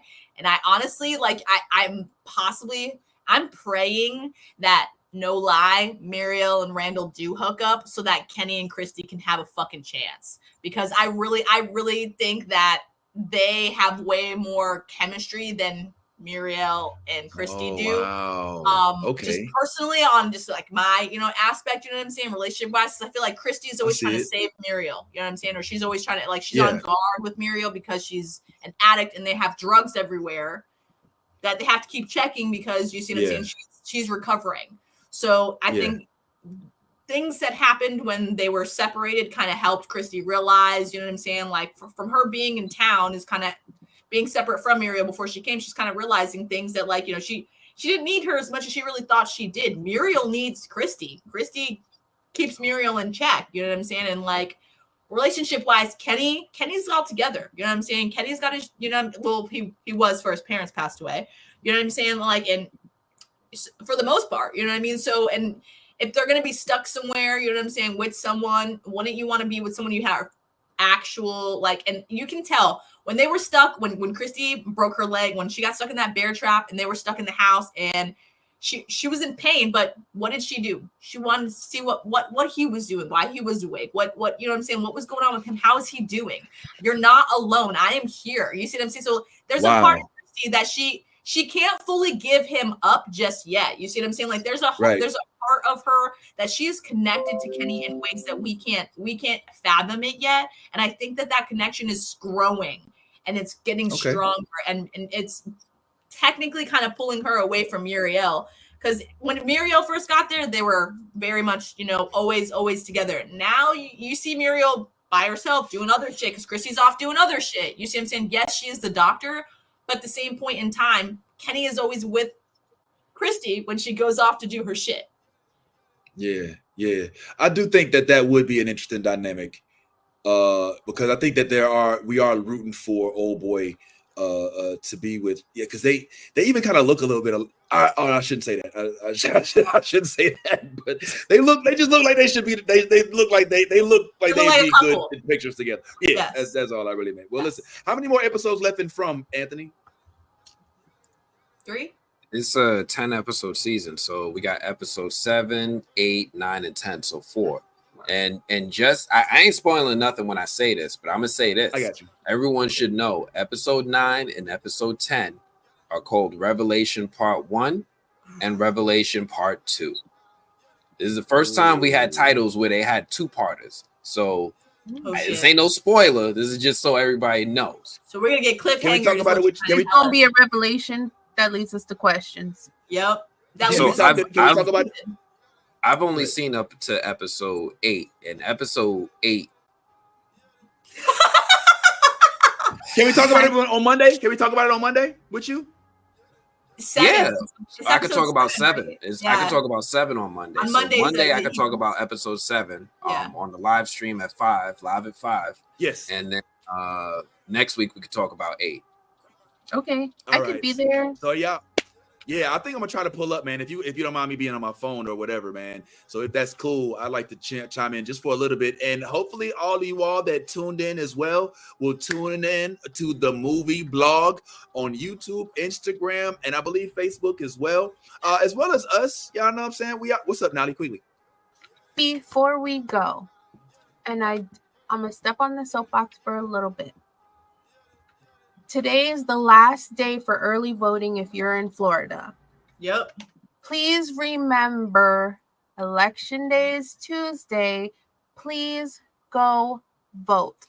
I cannot express to you how important this election is. And while I understand that both candidates are not exactly 100% ideal, you have to think about yourself, your family, your friends, your neighbors, and how your decisions will affect other people. It's very important for you to exercise your right to vote. And I urge you to please go vote. That is it. And on that note, go ahead and vote your authentic self. Because if you ain't voting your authentic self, you're being fake. And ain't nobody got no honor in that. And in all things, like we said, vote. And if you a geek, go ahead and let that good old geek flag fly. Deuces. Oh, this is the wrong. Oops. Damn, I see you messed me up with the. All right. Oop. Okay, where did the thing go? I love the new blurred order. You should too.